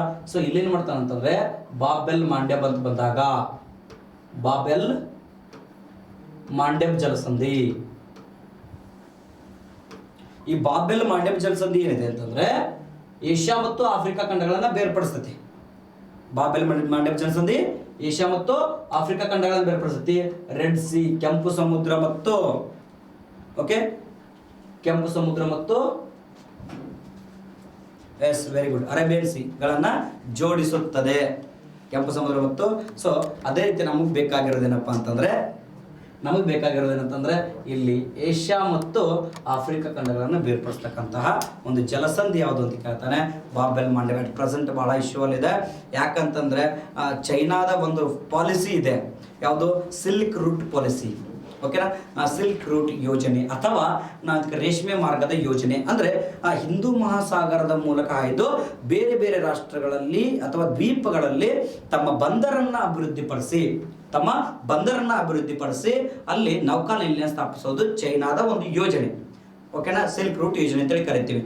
ಆ ಯೋಜನೆಗೆ ಒಳಪಟ್ಟಿರ್ತಕ್ಕಂಥ ಕೆಲವೊಂದಿಷ್ಟು ದ್ವೀಪಗಳು ಇಲ್ಲೇ ಕಂಡು ಬರ್ತವೆ. ಫಾರ್ ಎಕ್ಸಾಂಪಲ್ ಏನಂತಂದ್ರೆ, ಬಾಂಗ್ಲಾದೇಶದಲ್ಲಿ ಚಿತ್ತಗಾಂಗ್ ಬಂದರನ್ನ ಅಭಿವೃದ್ಧಿಪಡಿಸೋದು, ನೆಕ್ಸ್ಟ್ ಶ್ರೀಲಂಕಾದಲ್ಲಿ ಹಂಬಲ್ತೋಟ ಬಂದರ ಅಭಿವೃದ್ಧಿಪಡಿಸೋದು, ನೆಕ್ಸ್ಟ್ ಮಾಲ್ಡೀವ್ಸ್ ಅಲ್ಲಿ ಡಿಯಾಗೋ ಗಾರ್ಸಿಯಾದ ಚೌಗಸ್ ದ್ವೀಪಗಳನ್ನ ಅಭಿವೃದ್ಧಿಪಡಿಸೋದು. ನೆಕ್ಸ್ಟ್ ಅದೇ ರೀತಿ ಆಫ್ರಿಕಾ ಖಂಡದಲ್ಲಿ ಬರ್ತಕ್ಕಂಥ ಜಿಬೌಟಿ, ಯಾವುದು? ಜಿಬೌಟಿ ಅಂತೇಳಿ ಕರಿತೀವಿ. ಜಿಬೌಟಿ. ಈ ಜಿಬೌಟಿಯಲ್ಲಿ ಚೈನಾ ಬಂದರನ್ನ ಅಭಿವೃದ್ಧಿಪಡಿಸ್ತಾ ಇದೆ. ಸೊ ಈ ಜಿಬೌಟಿ ಎಲ್ಲಿ ಕಂಡು ಬರುತ್ತೆ ಅಂತ ಕೇಳ್ತಾನೆ. ಲಾಸ್ಟ್ ಟೈಮ್ ಯಾಕೆ ಈ ಪ್ರಶ್ನೆ ಕೇಳಿದ್ದ? PSI ಪ್ರಶ್ನೆ ಬಂದಿದ್ದು ಗೊತ್ತಿರಲಿ ನಿಮಗೆ. ಏನು ಪ್ರಶ್ನೆ ಕೇಳಿದ ಲಾಸ್ಟ್ ಟೈಮ್ PSI ಅಂತಂದ್ರೆ, ಹಾರ್ನ್ ಆಫ್ ಆಫ್ರಿಕಾ, ಆಫ್ರಿಕಾದ ಶೃಂಗ ಏನು ಬರ್ತೈತಲ್ಲ, ಆಫ್ರಿಕಾದ ಶೃಂಗದಲ್ಲಿ ಯಾವ ದೇಶ ಕಂಡು ಬರುವುದಿಲ್ಲ ಅಂತ ಕೇಳಿದ್ದ. ಅರ್ಥಾಯ್ತಾ? ಸೊ ಅದರಲ್ಲಿ ಜಿಬೌಟಿ ಕೂಡ ಇತ್ತು. ಜಿಬೌಟಿ ಶೃಂಗದಲ್ಲಿ ಕಂಡು ಬರುತ್ತೆ. ಆ ಜಿಬೌಟಿಯಲ್ಲಿ ಚೈನಾ ಏನ್ ಮಾಡ್ತಿದೆ? ಬಂದರನ್ನ ಅಭಿವೃದ್ಧಿಪಡಿಸ್ತಾ ಇದೆ. ಅದೆಲ್ಲಿ ಕಂಡು ಬರುತ್ತೆ ಅಂದ್ರೆ ಬಾಬೆಲ್ ಮಾಂಡೆಬ್ ಪಕ್ಕದಲ್ಲೇ ಕಂಡು ಬರುತ್ತೆ. ಬಾಬೆಲ್ ಮಾಂಡೆಬ್ ಅಂತಕ್ಕಂತಹ ಒಂದು ಜಲಸಂಧಿಯ ಪಕ್ಕದಲ್ಲೇ ಕಂಡು ಬರೋ ಕಾರಣಕ್ಕೋಸ್ಕರ ಇದು ಕೂಡ ಮೋಸ್ಟ್ ಇಂಪಾರ್ಟೆಂಟ್ ಆಗಿದೆ. ಇನ್ನ ಬೇರಿಂಗ್ ಜಲಸಂಧಿ ಅಂತ ಕರಿತೀವಿ. ಬೇರಿಂಗ್ ಜಲಸಂಧಿ. ಈ ಬೇರಿಂಗ್ ಜಲಸಂಧಿ ಏಷ್ಯಾ ಮತ್ತು ಉತ್ತರ ಅಮೆರಿಕ ಖಂಡಗಳನ್ನು ಬೇರ್ಪಡಿಸುತ್ತೆ. ಏಷ್ಯಾ ಮತ್ತು ಉತ್ತರ ಅಮೆರಿಕ ಖಂಡಗಳನ್ನ ಬೇರ್ಪಡಿಸುತ್ತಾ, ಆದರೆ ಆರ್ಕಟಿಕ್ ಸಾಗರ ಮತ್ತು ಪೆಸಿಫಿಕ್ ಸಾಗರಗಳನ್ನ ಜೋಡಿಸುತ್ತದೆ. ಆರ್ಕಟಿಕ್ ಸಾಗರ ಮತ್ತು ಪೆಸಿಫಿಕ್ ಸಾಗರಗಳನ್ನು ಜೋಡಿಸುತ್ತೆ. ಇದರ ಮೂಲಕ ಅಂದ್ರೆ ಬೇರಿಂಗ್ ಜಲಸಂಧಿಯ ಮೂಲಕ 180 ಡಿಗ್ರಿ ರೇಖಾಂಶ ಜಿಗ್ಜಾಗ್ ರೇಖೆ ಹಾಯ್ದು ಹೋಗ್ತಕ್ಕಂಥದ್ದು. ಫಸ್ಟ್ ಕ್ಲಾಸ್ ಅಲ್ಲಿ ಹೇಳಿದ್ದೆ ನಿಮಗೆ. 180 ಡಿಗ್ರಿ ರೇಖಾಂಶ ಏನಿದೆ, 180 ಡಿಗ್ರಿ ಜಿಗ್ಜಾಗ್ ರೇಖೆ ಏನಿದೆ, ಸೊ ಅದು ಹಾಯ್ದು ಹೋಗುತ್ತೆ ಅಂತ ಹೇಳಿ ಕರೀತೀವಿ. ಸೊ ಈ ರೀತಿ ಏನಪ್ಪಾ ಅಂತಂದ್ರೆ ಹಲವಾರು ಪ್ರಪಂಚದಲ್ಲಿ ಹಲವಾರು ಜಲಸಂಧಿಗಳು ಕಂಡು ಬರ್ತವೆ ಸ್ನೇಹಿತರೆ. ಸೊ ಇಲ್ಲಿವರೆಗೂ ಕೂಡ ಏನಪ್ಪಾ ಅಂತಂದ್ರೆ ಸಾಗರಗಳ ಬಗ್ಗೆ ಅಧ್ಯಯನ ಮಾಡಿದೀವಿ, ಸಮುದ್ರಗಳ ಬಗ್ಗೆ ಅಧ್ಯಯನ ಮಾಡಿದೀವಿ, ಜಲಸಂಧಿಗಳ ಬಗ್ಗೆ ಅಧ್ಯಯನ ಮಾಡಿದೀವಿ. ಇಸ್ತಮಸ್ ಅಂದ್ರೆ ಏನು ಗೊತ್ತಾಯ್ತು ನಮಗೆ. ಸೊ ಅರ್ಥ ಆಗಿದೆ ಅಂತ ಅನ್ಕೊಂಡಿದ್ದೀನಿ ಸ್ನೇಹಿತರೆ. ಇನ್ನೊಂದು ವಿಶೇಷ ಮಾಹಿತಿ ಏನಪ್ಪಾ ಅಂತಂದ್ರೆ ಧಾರವಾಡದ ವಿಶ್ವದರ್ಶನ ಕರಿಯರ್ ಅಕಾಡೆಮಿಯಲ್ಲಿ, ಓಕೆ, ಸೊ ಧಾರವಾಡದ ವಿಶ್ವದರ್ಶನ ಕರಿಯರ್ ಅಕಾಡೆಮಿಯಲ್ಲಿ ಆಫ್ಲೈನ್ ಬ್ಯಾಚ್ಗಳಿಗೆ ತರಗತಿಗಳು ಪ್ರಾರಂಭ ಆಗಿದ್ದಾವೆ. ವಿಶ್ವದರ್ಶನ ಕರಿಯರ್ ಅಕಾಡೆಮಿಯಲ್ಲಿ ಆಫ್ಲೈನ್ ಬ್ಯಾಚ್ಗಳಿಗೆ ತರಗತಿಗಳು ಪ್ರಾರಂಭ ಆಗಿದ್ದಾವೆ. ಸೊ ಏನಪ್ಪ ವಿಶೇಷತೆ ಅಂತಂದ್ರೆ, ಸಂತೋಷ್ ಲಾಡ್ ಫೌಂಡೇಶನ್ ವತಿಯಿಂದ ಯಾರು ರಿಜಿಸ್ಟ್ರೇಷನ್ ಮಾಡಿಸಿದಿರೋ ಅವರಿಗೆ ಆಫ್ಲೈನ್ ಬ್ಯಾಚ್ಗಳಿಗೆ 50% ಫೀಸಲ್ಲಿ 50% ರಿಯಾಯಿತಿ ಇದೆ. ಸೊ ಲಿಮಿಟೆಡ್ ಸೀಟ್ಸ್ ಇದಾವೆ. ಲಿಮಿಟೆಡ್, ಅಂದರೆ ಕೇವಲ 100 ಸೀಟ್ಸ್ಗಳು ಮಾತ್ರ ಇದ್ದಾವೆ. ಸೊ 100 ಸೀಟ್ಸ್ಗಳು ಮಾತ್ರ ಇರೋ ಕಾರಣಕ್ಕೋಸ್ಕರ ಆಲ್ರೆಡಿ ರಿಜಿಸ್ಟ್ರೇಷನ್ ಪ್ರಾರಂಭ ಆಗಿದೆ. ಆಲ್ರೆಡಿ ಒಂದು ಬ್ಯಾಚ್ ಸ್ಟಾರ್ಟ್ ಆಯ್ತು 25ಕ್ಕೆ. ನೆಕ್ಸ್ಟ್ ಬ್ಯಾಚು 10ನೇ ತಾರೀಕು ಪ್ರಾರಂಭ ಆಗುತ್ತೆ. ನೆಕ್ಸ್ಟ್ ಬ್ಯಾಚ್ 10ನೇ ತಾರೀಕು ಪ್ರಾರಂಭ ಆಗುತ್ತೆ. ಯಾರು ಅಡ್ಮಿಷನ್ ತಗೊಂಡಿಲ್ವೋ ಬೇಗ ಅಡ್ಮಿಷನ್ ತಗೊಳ್ರಿ, ಯಾಕಂತಂದ್ರೆ ಸೀಟ್ ಫುಲ್ ಆಗ್ತವೆ. ಇದೊಂದು ಬ್ಯಾಚ್ಗೆ ಮಾತ್ರ ಈ ಒಂದು ಅವಕಾಶ ಇದೆ. 50% ರಿಯಾಯಿತಿ ಸಂತೋಷ್ ಲಾಡ್ ಫೌಂಡೇಶನ್ ವತಿಯಿಂದ ಕೊಡ್ತಾರೆ. ಈ ಅವಕಾಶವನ್ನು ತಾವೆಲ್ಲರೂ ಕೂಡ ಸದುಪಯೋಗ ಪಡಿಸ್ಕೊಳ್ರಿ. ಸೊ ಮೊಬೈಲ್ ನಂಬರ್ ಆಗಿರ್ತಕ್ಕಂತಹ 72044321447 ನಂಬರ್ಗೆ ಕರೆ ಮಾಡಿ ನಿಮಗೆ ಯಾವುದೇ ಡೌಟ್ ಇದ್ರೂ ಕೂಡ ಕ್ಲಾರಿಫೈ ಮಾಡಿಕೊಡ್ರಿ ಮತ್ತು ರಿಜಿಸ್ಟ್ರೇಷನ್ ಮಾಡ್ಕೊಳ್ಳಿ. Thank you and all the best.